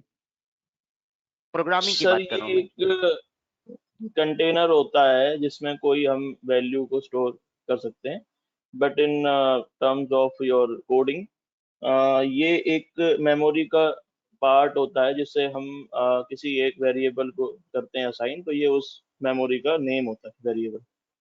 That's good, great. अभिषेक आपके हिसाब से बेटा वेरिएबल के बारे में क्या जानकारी है आपको?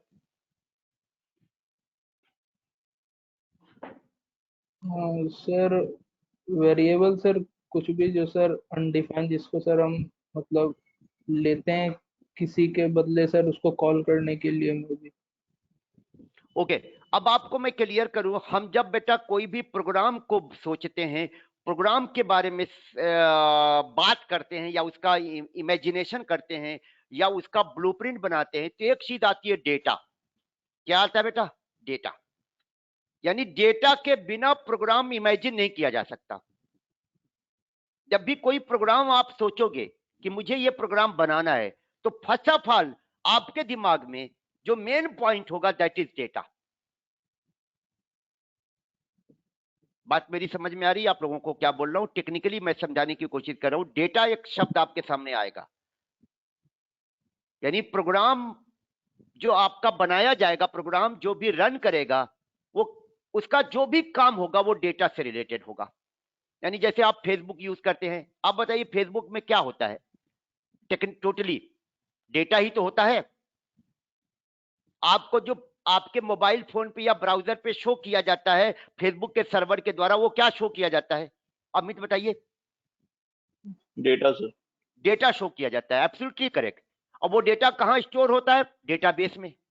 आपने जो कमेंट किसी की फोटो पे डाला, वो कमेंट क्या हुआ? डेटा हुआ कि नहीं हुआ? जी सर। आपने लाइक पे क्लिक किया, तो लाइक में एक नीचे लिखा होता है कि 24 लाइक्स, तो वो 24 क्या है?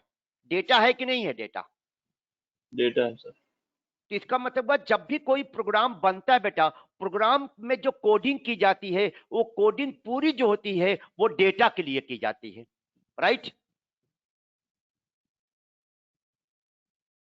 मेरा पॉइंट समझ में आ रहा आप सभी लोगों को?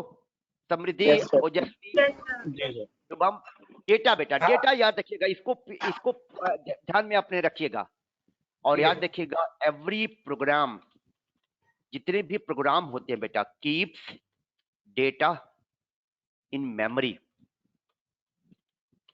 वेरिएबल तक मैं आपको पहुंचा रहा हूं बेटा।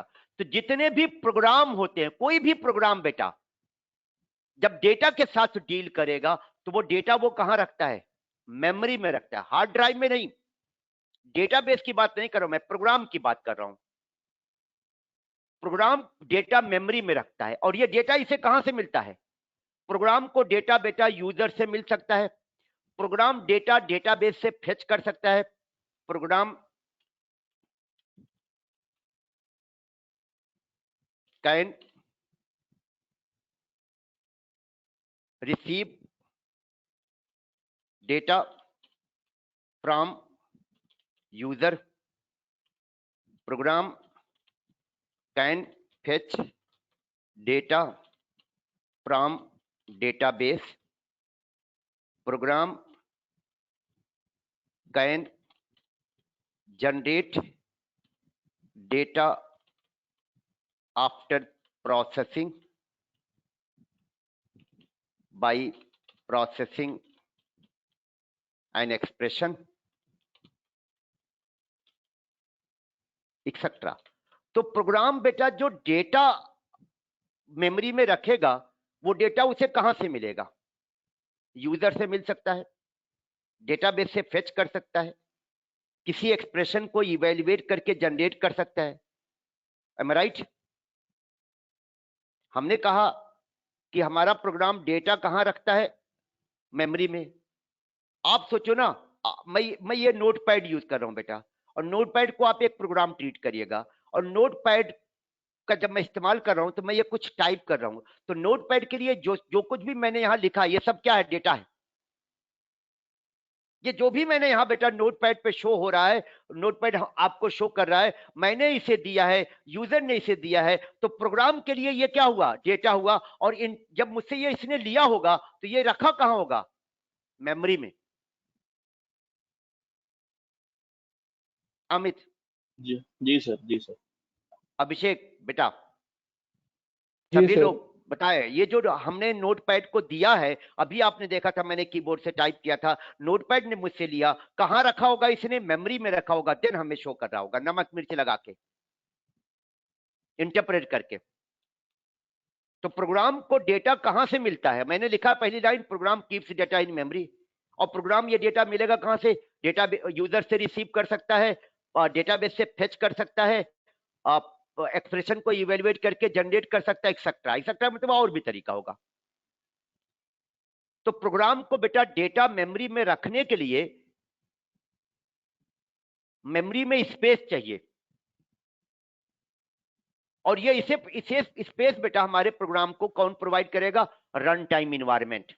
हर प्रोग्राम के लिए बेटा अंदर कंप्यूटर में एक रन टाइम इन्वायरमेंट होता है जो प्रोग्राम की लाइफ साइकिल को मैनेज करता है। और ये रन टाइम इन्वायरमेंट बेटा जावा में हमारा जेआरई है, जिसका फुल फॉर्म है जावा रन टाइम इन्वायरमेंट। और जावा रन टाइम इन्वायरमेंट जो है हमारे जेवीएम का ही इंप्लीमेंटेशन है।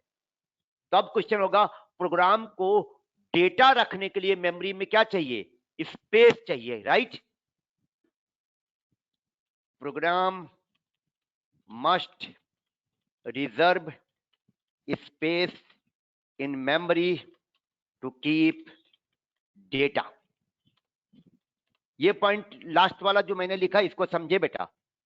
अगर प्रोग्राम को डेटा मेमोरी में रखना है, चाहे वो डेटा यूजर से मिले, चाहे वो डेटाबेस से फेच करे, चाहे वो डेटा किसी एक्सप्रेशन के इवैल्यूएशन के बाद जनरेट हो, डेटा अगर प्रोग्राम को रखना है मेमोरी में तो इसके लिए प्रोग्राम को स्पेस रिजर्व करना होगा मेमोरी में, और ये मैंडेटरी है बच्चा लोग। प्रोग्राम मस्ट रिजर्व स्पेस, यानी प्रोग्राम को डेटा मेमोरी में रखने के लिए क्या करना होगा? स्पेस रिजर्व करना होगा। जी सर।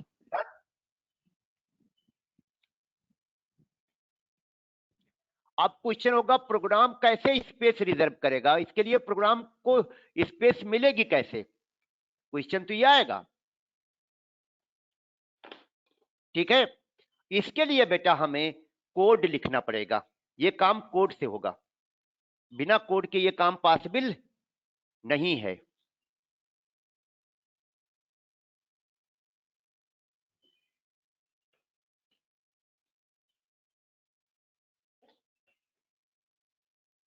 जी सर। बस एक सेकेंड बेटा।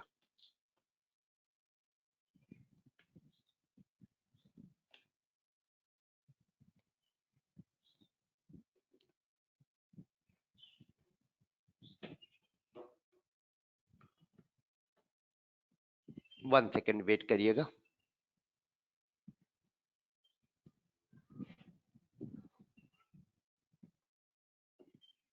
तो व्हाट आई सेड कि आपका जो प्रोग्राम होगा, प्रोग्राम को मेमोरी में डेटा रखने के लिए स्पेस रिजर्व करना होगा, और ये स्पेस रिजर्व करने के लिए कमांड होता है बेटा, यानी प्रोग्राम वो कमांड एग्जीक्यूट करता है।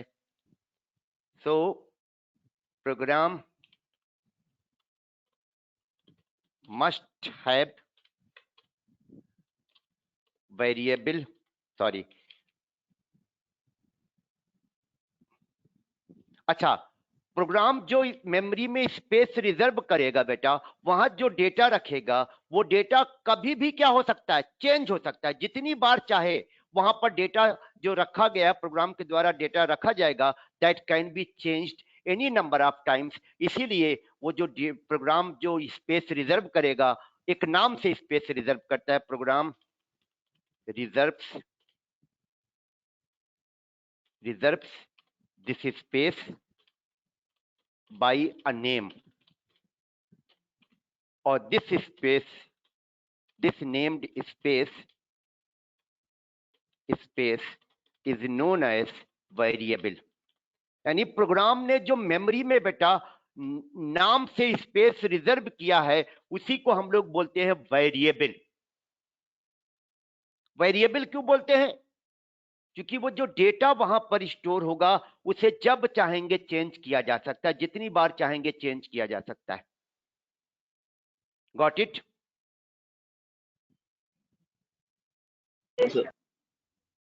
इसी नेम्ड स्पेस को, जो नाम से स्पेस रिजर्व करता है program in order to keep the data, वो उसको हम लोग बोलते हैं वेरिएबल।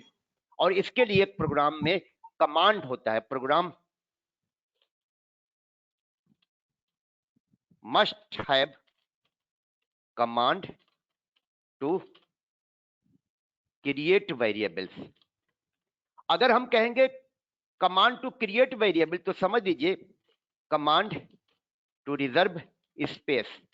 हम लोग बोलेंगे वेरिएबल क्रिएट हुआ, लेकिन टेक्निकली क्या होगा, स्पेस रिजर्व होगा बेटा, राइट?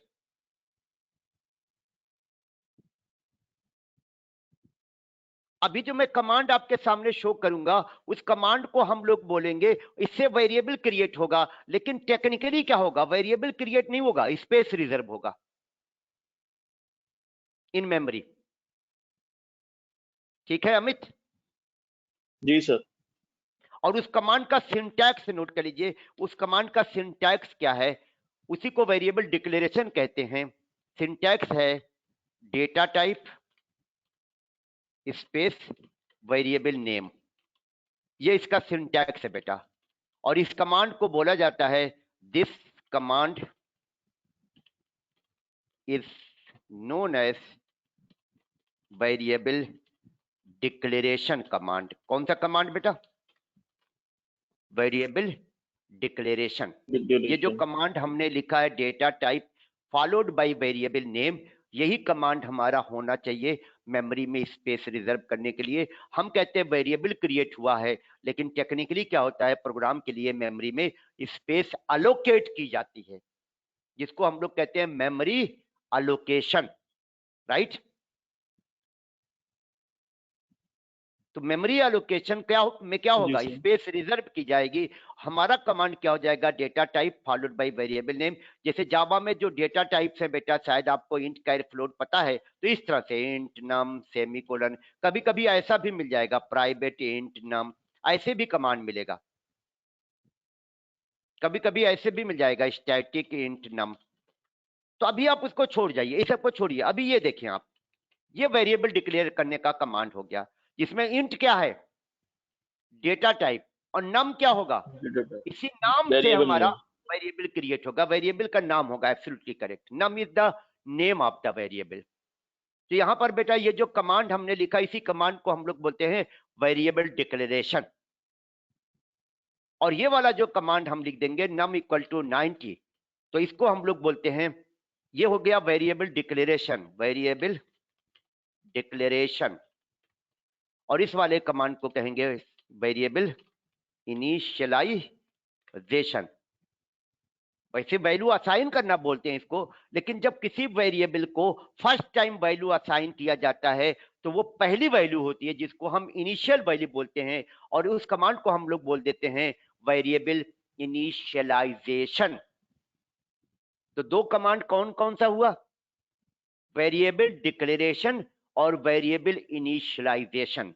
ये वाला कमांड वेरिएबल डिक्लेरेशन वाला हो गया बेटा, और ये वाला कमांड वेरिएबल इनिशियलाइजेशन वाला हो गया। ठीक है, ठीक है जी सर।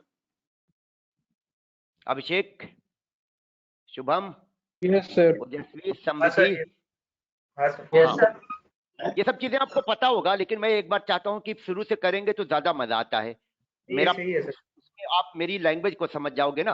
हो सकता है आपने इसको जानते हो लेकिन एक्सप्लेन करने का तरीका और होगा, मेरा थोड़ा तरीका और होगा। अब हम आते हैं बेटा डेटा टाइप। अगर हम डेटा टाइप की बात करें तो जावा में हमें डेटा टाइप्स को दो कैटेगरी में डिवाइड कर सकते हैं। Data types can be divided into following two categories. हम डेटा टाइप को बेटा दो कैटेगरी में डिवाइड कर सकते हैं। पहला कैटेगरी हमारा आएगा प्रिमिटिव डेटा टाइप्स, यानी कुछ डेटा टाइप्स हमें आ रहे ऐसे हैं जो प्रिमिटिव डेटा टाइप्स हैं, इनको मैं फंडामेंटल डेटा टाइप भी बोलता हूं। Fundamental data types, these data types are also known as fundamental data types. और सेकेंड कैटेगरी हमारी है नॉन प्रिमिटिव डेटा टाइप्स, और इन डेटा टाइप्स को मैं डिराइव्ड डेटा टाइप भी बोलता हूं। जैसे हम लोग फिजिक्स में यूनिट पढ़ते थे ना, फंडामेंटल यूनिट्स और डिराइव्ड यूनिट, उसी तरह से यहाँ पर आपके दो तरह के डेटा टाइप्स आपको दिए गए हैं। इन डेटा टाइप्स को हम लोग सिस्टम डिफाइंड डेटा टाइप भी बोलते हैं, सिस्टम डिफाइंड डेटा टाइप्स। और ये डेटा टाइप हमारे यूजर डिफाइंड डेटा टाइप भी बोले जाते हैं। तो हम लोग डेटा टाइप को जावा में बेटा दो कैटेगरी में डिवाइड कर दें। पहला कैटेगरी क्या हो गया? Primitive data type. प्रिमिटिव, ये कौन सी स्पेलिंग मैंने लिख दिया था? प्रिमिटिव डेटा टाइप, ठीक है। और दूसरा कौन सा हो गया बेटा? Non primitive data type. तो जो प्रिमिटिव डेटा टाइप्स हैं ये हमारे सिस्टम डिफाइंड डेटा टाइप हैं, यानी जो लैंग्वेज है उसने हमको प्रोवाइड किया है, और इनको हम फंडामेंटल डेटा टाइप्स भी कहते हैं। और इन्हीं फंडामेंटल डेटा टाइप से हम लोग बनाएंगे ये नॉन प्रिमिटिव डेटा टाइप। बहुत से बने बनाए हमें मिलेंगे और हम भी बना सकते हैं इनको, इसलिए मैंने कहा डिराइव्ड डेटा टाइप या यूजर डिफाइंड डेटा टाइप। अब आप प्रिमिटिव डेटा टाइप मेन है हमारे, क्योंकि इन्हीं से डिराइव वाला बनता है। तो प्रिमिटिव डेटा टाइप में टोटल हमें 8 प्रिमिटिव डेटा टाइप दिए गए हैं, 8 प्रिमिटिव डेटा टाइप से हमें कौन कौन से डेटा टाइप दिए गए? 8। अच्छा, क्या साइज होगा मेमोरी में वो भी मैं बता रहा हूं, और टाइप क्या होगा वो भी मैं बता रहा हूं। टाइप किस टाइप की वैल्यू के लिए? तो प्रिमिटिव में पहला है बाइट, दूसरा है शॉर्ट, तीसरा है इंट, चौथा है लॉन्ग, फिफ्थ है फ्लोट। 8 है टोटल, 8। नेक्स्ट है डबल, नेक्स्ट है बुलियन, और लास्ट है कैर। ये हमारे प्रिमिटिव डेटा टाइप जावा में बेटा 8 दिए गए, 8 total 8 primitive data types are given in Java, जो कि फंडामेंटल डेटा टाइप्स हैं। Byte, short, int, long, float, double, boolean, char. बाइट वाले का जो साइज होता है बेटा, बाइट वाला जो डेटा टाइप है इसका जो साइज होता है वो होता है 8 बिट। यानी बाइट टाइप का वेरिएबल बनेगा तो मेमोरी में जो स्पेस एलोकेट होगा वो कितना होगा बेटा? 8 बिट का, 8 बिट का। और अगर शॉर्ट डेटा टाइप यूज करिएगा वेरिएबल डिक्लेरेशन में तो जो स्पेस एलोकेट होगी उसका साइज क्या होगा? 16 बिट का। और अगर इंट डेटा टाइप आप यूज करेंगे वेरिएबल डिक्लेरेशन में तो जो स्पेस एलोकेट होगी, यानी जो स्पेस रिजर्व की जाएगी by the program, that would be 32 bit space. और लॉन्ग के केस में 64 बिट, और फ्लोट के केस में 32 बिट, डबल के केस में 64 बिट, बुलियन के केस में 1 बिट ओनली, और कैर के केस में 16 बिट। अच्छा, ये किस टाइप की वैल्यू के लिए होता है? इंटीजर। यानी अगर कोई वेरिएबल डिक्लेयर किया गया बाइट डेटा टाइप का यूज करके तो आपका प्रोग्राम उस वेरिएबल में किस टाइप का वैल्यू स्टोर कर सकता है? वैल्यू टाइप मैंने लिख दिया यहाँ पर। तो इंटीजर टाइप का वैल्यू स्टोर कर सकता है आपका प्रोग्राम। ठीक है अमित? जी सर। तो ये जो फर्स्ट 4 हैं आपके बेटा, कौन से first 4?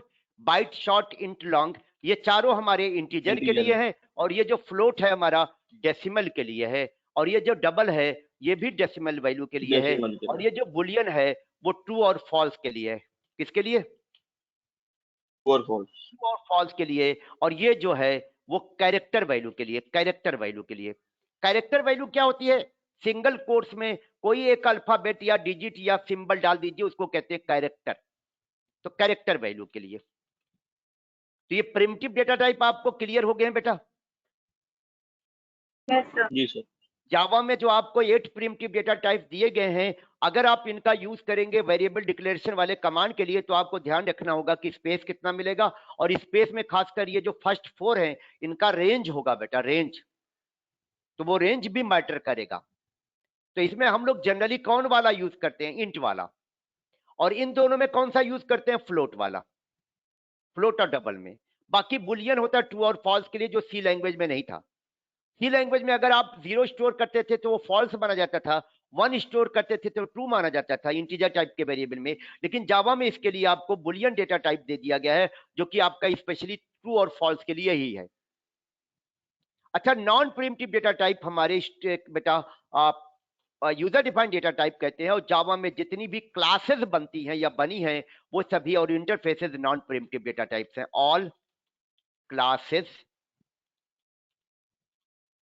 All classes and interface, ये टॉपिक होगा बेटा हमारा एब्स्ट्रैक्शन में, मैं कराऊंगा इंटरफेस। तो जितनी क्लासेस और इंटरफेसेस हैं, all classes and interfaces are non primitive data type in Java.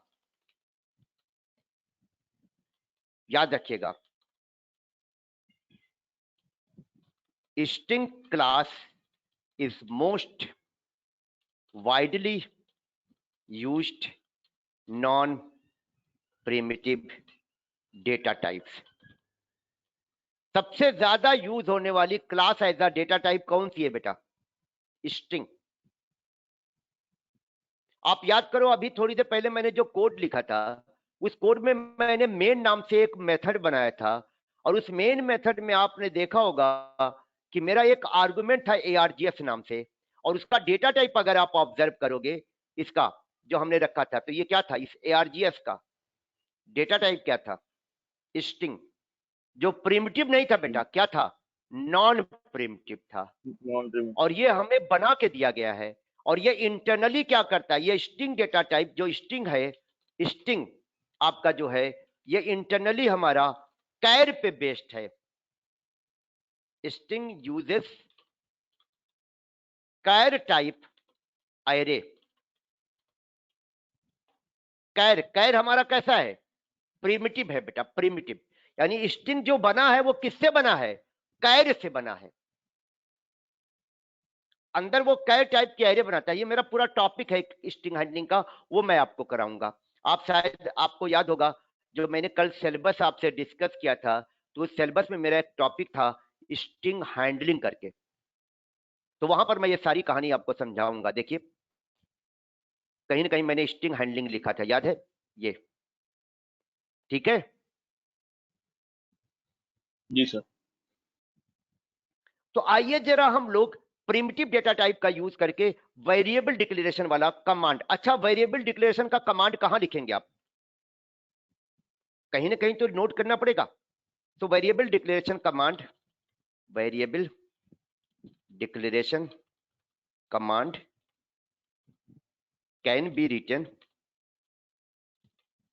Either inside class और इनसाइड मेथड।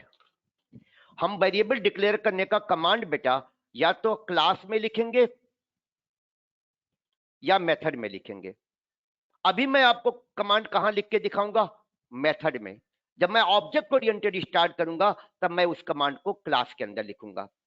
तो आइए एक छोटा सा कोड आपको दिखाता हूं, जिसमें मैं वेरिएबल डिक्लेरेशन का कमांड आपके सामने लिखूंगा मेथड के अंदर।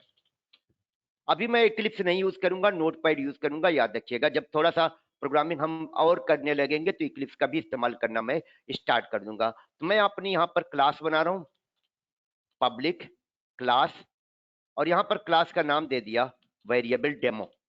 अभी मैं कोई प्रोग्राम नहीं बना रहा हूँ, समझ लीजिए वेरिएबल डिक्लेरेशन का कमांड सिखा रहा हूँ आपको, इसलिए मैंने प्रोग्राम की फाइल का नाम, क्लास का नाम क्या रख दिया है, वेरिएबल डेमो। और यहाँ पर मैंने लिख दिया पब्लिक स्टैटिक वॉइड मेन, ये मेरा मेन नाम से मेथड बनेगा। इसी मेथड में मैं कमांड लिखूंगा वेरिएबल डिक्लेरेशन का, और ये कमांड कुछ इस तरह से होगा, देख लें आप लोग। Data type of the variable मैंने बाइट ले लिया, देन वेरिएबल नेम, इसी तरह से शॉर्ट, देन वेरिएबल नेम, इसी तरह से इंट, देन वेरिएबल नेम, इसी तरह से फ्लोट या लॉन्ग ले लीजिए, फिर वेरिएबल का नाम, float then variable name, double data type ले लिया, वेरिएबल नेम। ये कमांड लिख रहे हैं, ये कमांड एग्जीक्यूट होगा तो वेरिएबल बनेंगे। बुलियन ले लिया, वेरिएबल नेम, डेटा टाइप कैर ले लिया, यहां पर वेरिएबल नेम दे दिया। इसी तरह से स्ट्रिंग डेटा टाइप ले लिया, यहां वेरिएबल नेम दे दिया। तो एज यू कैन सी मैंने इस मेन मेथड के अंदर ये टोटल 9 कमांड से लिखे हैं बेटा। ये पहला कमांड हो गया, ये दूसरा कमांड हो गया, ये तीसरा कमांड हो गया, ये चौथा कमांड है, ये पांचवा कमांड है, ये छठा कमांड है, ये सातवां कमांड है, ये आठवां कमांड है, ये नवा कमांड है।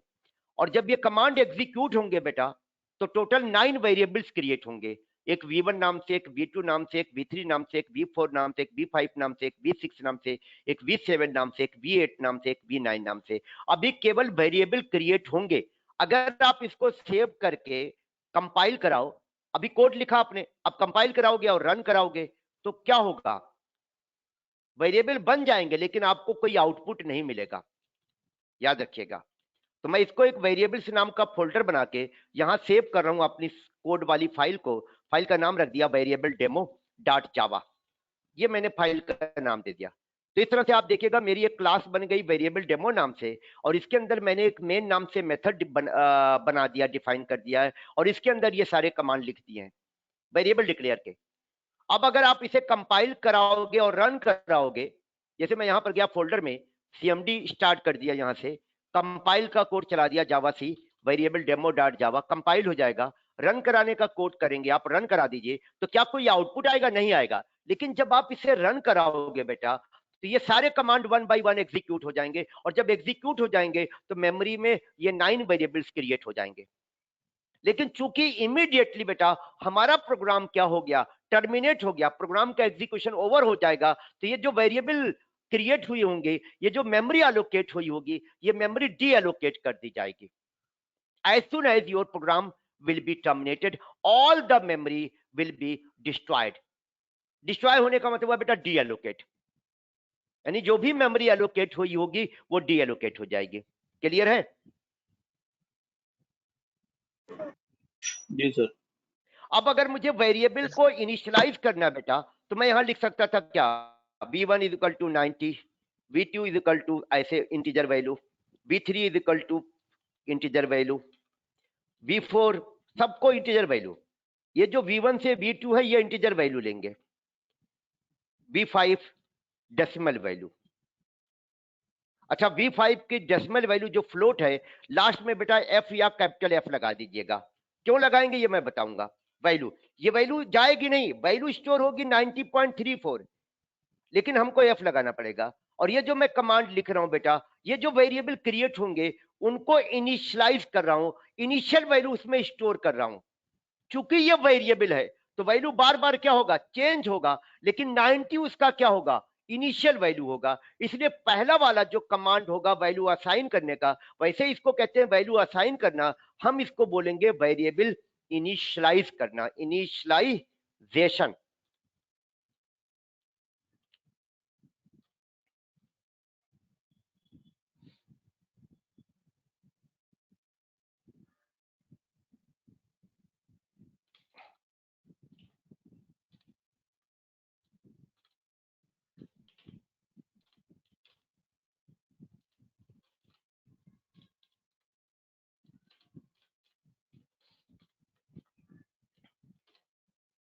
तो अभी मैं इसे अगर फिर से कोड को कंपाइल करूं, रन करूं, तो कोई आउटपुट फिर नहीं आएगा, क्योंकि output system dot out dot println से आता है। अब क्वेश्चन होगा कि जब ये प्रोग्राम रन किया होगा तो क्या काम हुआ होगा।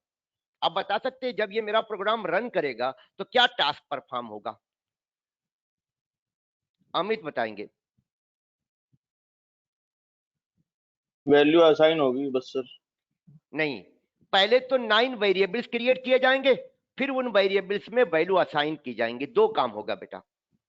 जी सर, जी सर, जी।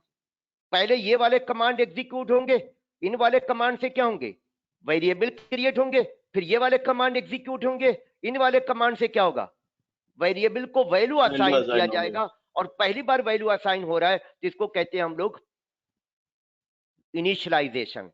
अब अगर मैं यहां पर जाके system dot out dot println लिख दूं ऐसे v1, तो अब ये क्या करेगा, जो पहला वेरिएबल क्रिएट हुआ है v1 नाम से, उसमें जो वैल्यू असाइन हुआ है 90 वो डिस्प्ले कर देगा। इस तरह से मैंने वैल्यू डिस्प्ले करने का कमांड लिख दिया। ये कोई कमांड नहीं है, बस खाली मैं आपको फेमिलियर कराना चाहता हूं कि अगर किसी वेरिएबल की वैल्यू आपको डिस्प्ले कराना हो तो उस वेरिएबल की वैल्यू को डिस्प्ले कराने का कमांड क्या होगा। तो ये जो 9 वेरिएबल्स मेरे क्रिएट होंगे ऊपर, उनको वैल्यू असाइन होगा और उनकी वैल्यू को डिस्प्ले कराने का कमांड लिख दिया। अब की बार जब मेरा प्रोग्राम रन करेगा तो आउटपुट भी आएगा और आउटपुट में वो वैल्यूज आएंगी जो मैंने असाइन की है वेरिएबल को या वेरिएबल को इनिशियलाइज किया है। आपको समझ में आ रहा है बेटा आप लोगों को। तो आप चाहें तो ये जो कोड मैंने लिखा इसका स्क्रीनशॉट ले लीजिएगा। आप इसलिए स्क्रीनशॉट लीजिएगा, आपको ये सब कमांड आते हैं सिर्फ कंपाइल करके रन कराने के लिए, जिससे आपको एरर वगैरह अगर आवे तो आप उसे आइडेंटिफाई करके दूर कर सकें। ठीक है, याद रखिएगा, it is not a program. इसे प्रोग्राम की कैटेगरी में मत रखिएगा।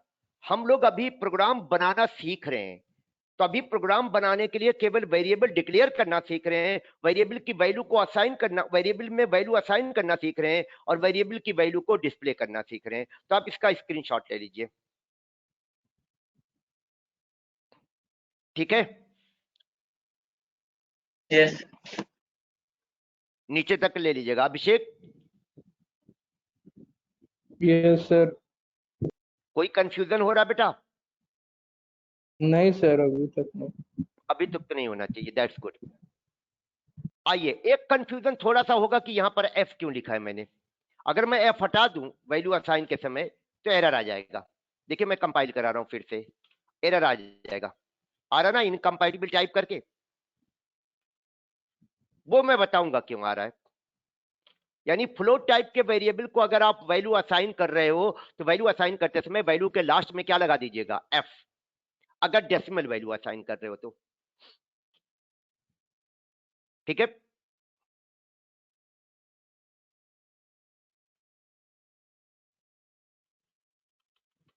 अब जावा में बेटा, जावा प्रोग्रामिंग लैंग्वेज आप यूज कर रहे हो तो जावा में एक चीज आपको सीखनी है, वो है क्या, value and type of the value. Type of value यानी जावा में अगर कोई वैल्यू किसी वेरिएबल को आप असाइन कर रहे हैं तो वो वैल्यू क्या है और उसका टाइप क्या होगा, मैं ये बताने जा रहा हूं आपको। आपको ध्यान देना है कि वैल्यू और वैल्यू का टाइप। जैसे अगर मैंने कोई वैल्यू यहां दे दी 90, तो ये 90 जो वैल्यू होगी इसका टाइप क्या माना जाएगा, इंट। अगर मैंने यहां ट्रू लिख दिया तो ट्रू भी एक वैल्यू है, इसका टाइप माना जाएगा बुलियन। अगर मैंने फॉल्स लिख दिया डबल कोट्स में बेटा, तो डबल कोट्स में जो भी वैल्यू रखिएगा उसका टाइप माना जाएगा स्ट्रिंग। और स्ट्रिंग एक क्लास भी है लाइब्रेरी की, तो इसका एस कैपिटल होगा, ये नॉन प्रिमिटिव टाइप है। अगर मैंने डबल कोट्स में कोई नंबर दे दिया, जैसे ये 8810436567, ये मेरा फोन नंबर है, तो इसका टाइप भी क्या माना जाएगा बेटा, स्ट्रिंग। अगर मैंने यहां पर रेहान अहमद डबल कोट्स में दे दिया तो रेहान अहमद का भी टाइप क्या होगा, स्ट्रिंग होगा। डबल कोट्स में कोई भी वैल्यू आप डाल दीजिए वो स्ट्रिंग टाइप की हो जाएगी। अगर आपने यहां पर डेसिमल वैल्यू लिख दिया 90.435 या 43, तो इसका टाइप डबल होगा बेटा। अगर आपने एक वैल्यू ले लिया 90.45 34.67 और लास्ट में f लगा दिया तो इस वैल्यू का टाइप हो जाएगा फ्लोट। और अगर आपने सिंगल कोट्स में यहां पर 9 लिख दिया तो इस वैल्यू का टाइप हो जाएगा कैर। अगर आपने सिंगल कोट्स में यहां पर h लिख दिया तो इसका भी टाइप होगा कैर। अगर आपने सिंगल कोट्स में यहां स्टार लिख दिया, ये वैल्यू है, तो इसका भी टाइप क्या होगा, कैर। तो ये पॉइंट क्लियर है बेटा, वैल्यू और वैल्यू का टाइप, ठीक है।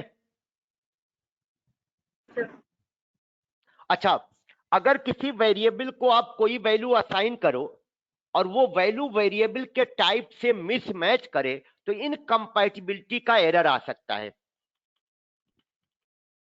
हम जब किसी वेरिएबल को वैल्यू असाइन करते हैं बेटा, तो असाइन करते समय क्या ध्यान देना पड़ेगा, जो वैल्यू असाइन करें वैल्यू का टाइप जो है वो वेरिएबल के टाइप से मैच करे, नहीं तो इनकम्पैटिबल वाला एरर मैसेज कंपाइलर शो कर सकता है।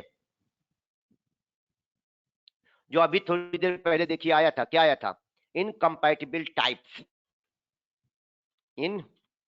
Incompatible types. ये जो मैसेज आपको दिख रहा था इनकम्पैटिबल टाइप वाला, ये कब आता है बताइए।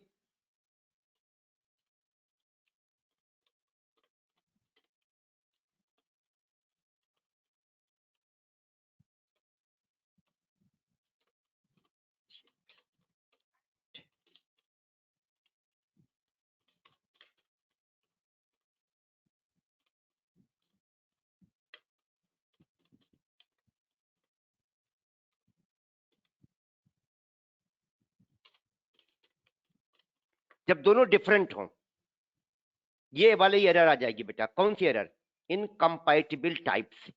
This error is generated when type of variable and type of value जो कि असाइन होनी है इज डिफरेंट। जैसे एक एग्जांपल मैं आपको दे दूं, आपको समझ में आ जाएगा। मैं यहां लिख दूं int num is equal to 90.45। अब बताओ क्या ये कंपैटिबल है कि इनकम्पैटिबल है। ऐसे भी लिख सकते हैं बेटा, आप यहीं पर असाइन करा दो, नम नाम से वेरिएबल डिक्लेयर होगा और उसको हमने असाइन करवा दिया 90.45। अब बताओ क्या कंपैटिबल होगा कि इनकम्पैटिबल होगा। Incompatible sir. इनकम्पैटिबल होगा, अभिषेक कह रहे हैं। अमित बता सकते हैं इनकम्पैटिबल क्यों होगा। क्योंकि सर ये आप डेसिमल है वैल्यू जो आप एक इंट को लगा रहे हैं, तो इसलिए होगा। इसका मतलब डेसिमल टाइप का वैल्यू इंटीजर टाइप के वेरिएबल को असाइन कर रहे हैं, यानी ये जो वैल्यू है इसका टाइप बाय डिफॉल्ट डबल है और नम को जो वैल्यू चाहिए वो किस टाइप का चाहिए, इंटीजर चाहिए इंटीजर सर। टाइप का चाहिए, इंटीजर टाइप का चाहिए। तो ये इनकम्पैटिबल होगा और इस केस में एरर आ जाएगी। और इस एरर का सोल्यूशन है बेटा टाइप कास्टिंग। क्या सोल्यूशन है, type casting.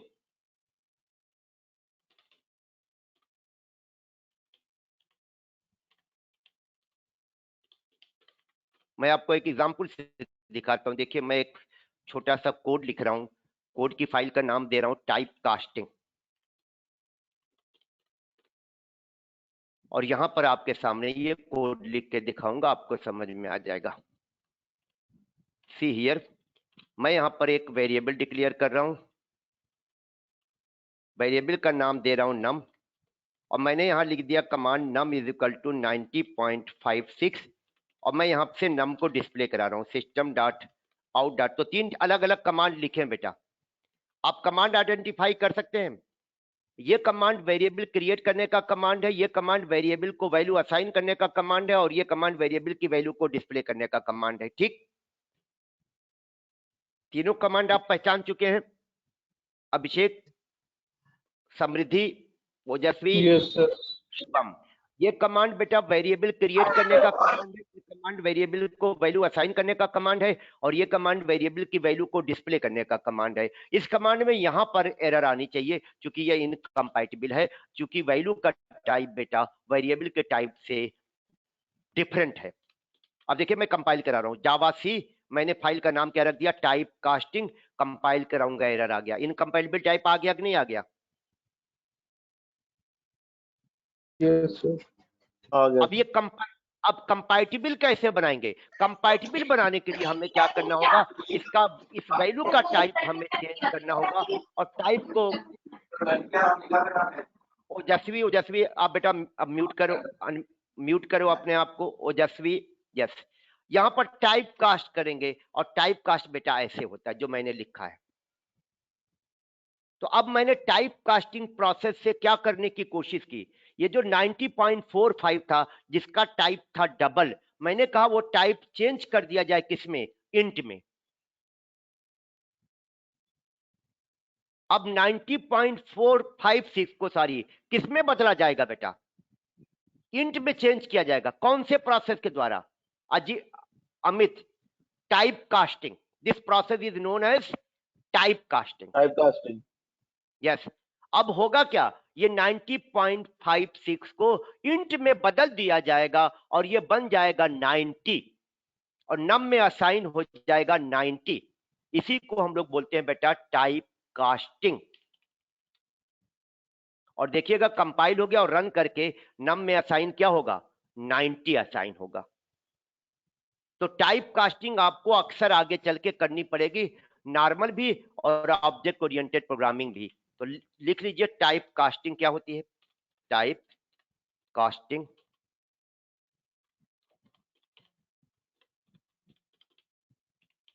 it is a process in which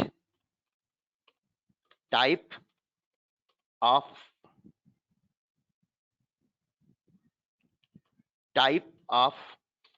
a value is converted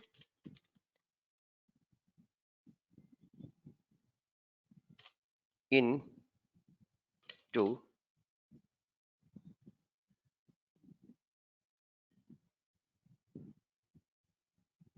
other type.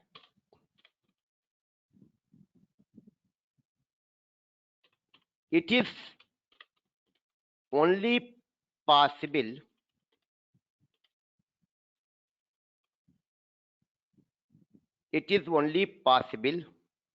in primitive to primitive or non primitive to non primitive. यानी आप टाइप कास्टिंग बेटा primitive से non primitive में नहीं possible है, primitive से primitive में possible है, और नॉन प्रिमिटिव से नॉन प्रिमिटिव में। बोले आप लोग, अगर आप कभी कोड लिख रहे हैं और उसमें type casting is required, if type casting is required, then क्या ध्यान रखना होगा बेटा, ये जो टाइप कास्टिंग होगा प्रिमिटिव से प्रिमिटिव में पॉसिबल होगा और नॉन प्रिमिटिव से नॉन प्रिमिटिव में होगा। क्लियर? जी सर। जैसे एक जैसे यहां पर मैं एग्जांपल दे दूं, अब मैं यहां लिख दूं रेहान। अब बताओ क्या यहां टाइप कास्टिंग की जा सकती है? रेहान बताओ किस टाइप का वैल्यू है? स्ट्रिंग टाइप का। नहीं हो पाएगी। नहीं हो पाएगी क्योंकि स्ट्रिंग बेटा नॉन प्रिमिटिव है, और नॉन प्रिमिटिव को प्रिमिटिव में टाइप कास्ट नहीं कर सकते आप। एरर आ जाएगा। देखिए इनकम्पैटिबल आ रहा है, बट ये कह रहा है can not be converted. Error आ रहा है कि नहीं आ रहा है? Yes sir. इसमें कन्वर्जन पॉसिबल नहीं है, टाइप कास्टिंग नहीं की जा सकती है। इवन आप 90 लिख दो, 90 आप कहोगे ये तो नंबर है सर, हो जाना चाहिए, लेकिन टाइप स्ट्रिंग है इसलिए ये भी पॉसिबल नहीं है। तो टाइप कास्टिंग केवल प्रिमिटिव से प्रिमिटिव में पॉसिबल है, नॉन प्रिमिटिव से नॉन प्रिमिटिव में पॉसिबल है, but primitive to non primitive possible नहीं है। ठीक? तो ये वाला जो टाइप कास्टिंग वाला मैंने कोड लिखा था, कैसे करते हैं बेटा ये जरूर आप लोग नोट कर लीजिए, क्योंकि आगे चल के इसकी जरूरत पड़ेगी। यहां पर मैंने ब्रैकेट में क्या लिख दिया था, इंट।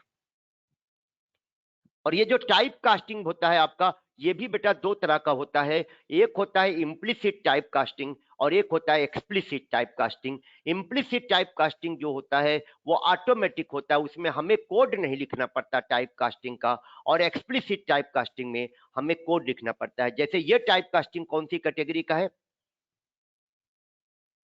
हमने कोड लिखा टाइप कास्ट का, तो ये बेटा एक्सप्लिसिट हो जाएगा। ठीक है, इसका स्क्रीनशॉट ले लिया आप लोगों ने?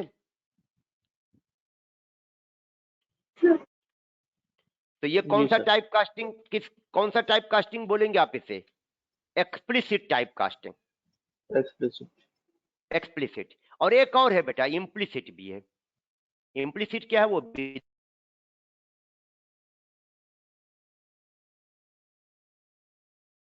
दिखा देता हूं मैं। एक अलग से फाइल बना दिया। Am I audible? हेलो, मेरी आवाज आ Yes, रही है sir. बेटा? ओके। यस यस सर, आ सर। रही है, आ रही है। यहाँ देखिए, नेक्स्ट कैटेगरी देख लीजिए। अगर मेरे पास ये डबल टाइप का वेरिएबल है, नम लिख दिया मैंने यहाँ पर, और नम इक्वल टू मैंने कर दिया 90, तो आप बताइए नम का टाइप क्या है? ये जो नम वेरिएबल डिक्लेयर ऊपर मैंने किया है, इसका टाइप है बेटा डबल, और जो वैल्यू असाइन कर रहा हूं उसका टाइप है इंट। तो इनकम्पैटिबल हो गया कि नहीं हो गया? यस आप बताइए, ये जो 90 असाइन कर रहे हो नम को, 90 बाय डिफॉल्ट मैंने कहा था टाइप इसका इंट होगा, और हम असाइन कर रहे हैं नम में जिसका टाइप है डबल, तो इसका मतलब इनकम्पैटिबल हुआ। Type casting is required. अब टाइप कास्टिंग के लिए हम यहां लिख देते हैं डबल। अगर हम डबल लिख देंगे तो 90 का टाइप बदल के कर दिया जाएगा 90.0, जो कि डबल हो जाएगा और नम में असाइन हो जाएगा। इसे मैं कंपाइल करके दिखा दूं आपको। ये कंपाइल करा दिया और ये रन करा दिया, तो आपका नम में क्या साइन हो जाएगा? 90.0। लेकिन लेकिन लेकिन रुकिए, होल्ड ऑन, आपको ये करने का जरूरत नहीं है, क्योंकि ये इम्प्लिसिट टाइप कास्टिंग में आएगा। क्योंकि यहाँ डेटा लॉस होने का चांस नहीं है, तो यहाँ पर टाइप कास्टिंग अपने आप कर दिया जाएगा, जिसको हम लोग बोलते हैं क्या? इम्प्लिसिट टाइप कास्टिंग बेटा। ठीक है? जी सर। तो दो तरह का ये टाइप कास्टिंग हुआ। ये वाला इम्प्लिसिट होगा, और जो जैसे जैसे आप आगे बेटा बढ़ोगे ना, आपको खुद ब खुद आइडिया हो जाएगा कि यहाँ पर टाइप कास्टिंग आपको करना है या टाइप कास्टिंग अपने आप होगा। ये अपने आइडिया हो जाएगा, आपको अपने आप पता चलता चला जाएगा। ओके। Yes sir. अच्छा, अब Yes, sir. अब आज की क्लास, क्योंकि अब मेरा नेक्स्ट टॉपिक स्टार्ट हो जाएगा ऑपरेटर्स का और बाकी चीजों का, तो आज इतना वक्त नहीं बचा है, और थोड़ा आपको अभी स्टार्टिंग में थोड़ा प्रैक्टिस का भी जरूरत पड़ेगा। तो कोशिश करिएगा इन सब का थोड़ा प्रैक्टिस कर लीजिएगा। और अब आपको पता है आपकी वीकेंड की क्लास है, तो हफ्ते में 2 ही दिन होगी। तो हम लोगों की नेक्स्ट जो क्लास होगी that would be on Saturday, जो कि कमिंग सैटरडे होना है। तो सैटरडे को अब हम लोग मिलेंगे, लेकिन आप लोग हम मुझसे कम्युनिकेट कर सकते हैं जब चाहें तब। अगर मैंने आपको रिप्लाई नहीं दिया तो याद रखिएगा, आपको कॉल बैक या थोड़ी देर बाद रिप्लाई मिलेगा जब मैं फ्री हूंगा। मैंने दोनों नंबर कल आपसे शेयर किए थे। मेरा कॉन्टैक्ट नंबर ये है, देखिए 118810436567। ये मेरा कॉलिंग नंबर है, इस पे कॉल करिएगा मुझे। और अगर कोई मैसेज डालना होगा मुझे कि सर ये एरर आ रही है या ये कैसे होगा, तो इसके लिए मेरा ये व्हाट्सएप नंबर है 7388855117। ठीक है?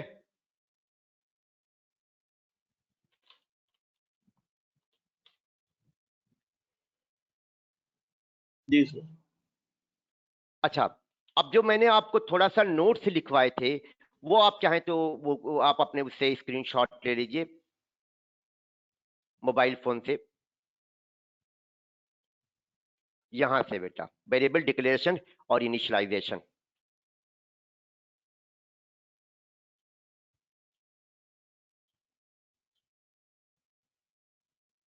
हो गया?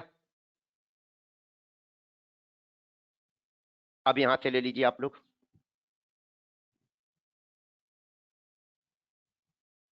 ये लिखा है इनसाइड मेथड, ये मेथड लिखा गया, मेथड। यहां तक हो गया?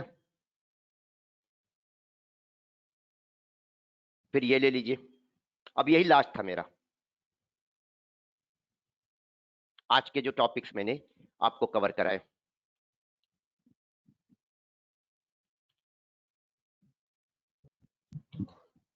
सर ये बैचेस रेगुलर क्लासेस में कभी चलेंगे या फिर वीकेंड्स में ही रहेंगे? अभिषेक आप बोल रहे हो बेटा? जी सर। रेगुलर क्लास के चांस हैं, ऐसा नहीं है, रेगुलर क्लास बन सकती है, एक बार आप मैम से बात कर लीजिएगा। बट अभी तो हमारे पास जी। स्लॉट जो अवेलेबल थे बेटा वीकेंड के ही थे, राइट? जी सर। बट रेगुलर क्लास की पॉसिबिलिटी है, आप इसको मैं एकदम नकार नहीं सकता। लेकिन अब जैसे रेगुलर, जैसे मान लिया जाए इसमें आपकी 2-4 क्लास हो गई, फिर रेगुलर क्लास अगर स्टार्ट होगी तो बस वही होगा कि आपको इसको फिर से स्टार्ट करना पड़ेगा। मतलब जी। आपने यहाँ पर जहां छोड़ा होगा, जरूरी नहीं है कि वहीं से मिले, हो सकता है बिगिनिंग से मिल जाए, उसमें आपका फायदा होगा, रिवाइज हो जाएगा और क्या। जी सर। तो चांस है एकदम, इसको वो मत करिएगा। रेगुलर क्लासेस मेरी चल रही है लेकिन थोड़ा आगे बढ़ गई हैं बेटा, और आगे बढ़ गई हैं तो उसको अगर आप ज्वाइन करोगे तो हो सकता है आपको समझ में ना आए। जैसे एक क्लास मेरी रेगुलर है मंडे टू थर्सडे, उसमें 12 से 2 का बैच है, उसमें मैं ऑब्जेक्ट ओरिएंटेड का पहला टॉपिक कवर करा चुका हूं, इनकैप्सुलेशन, और जो सबसे इंपॉर्टेंट टॉपिक है।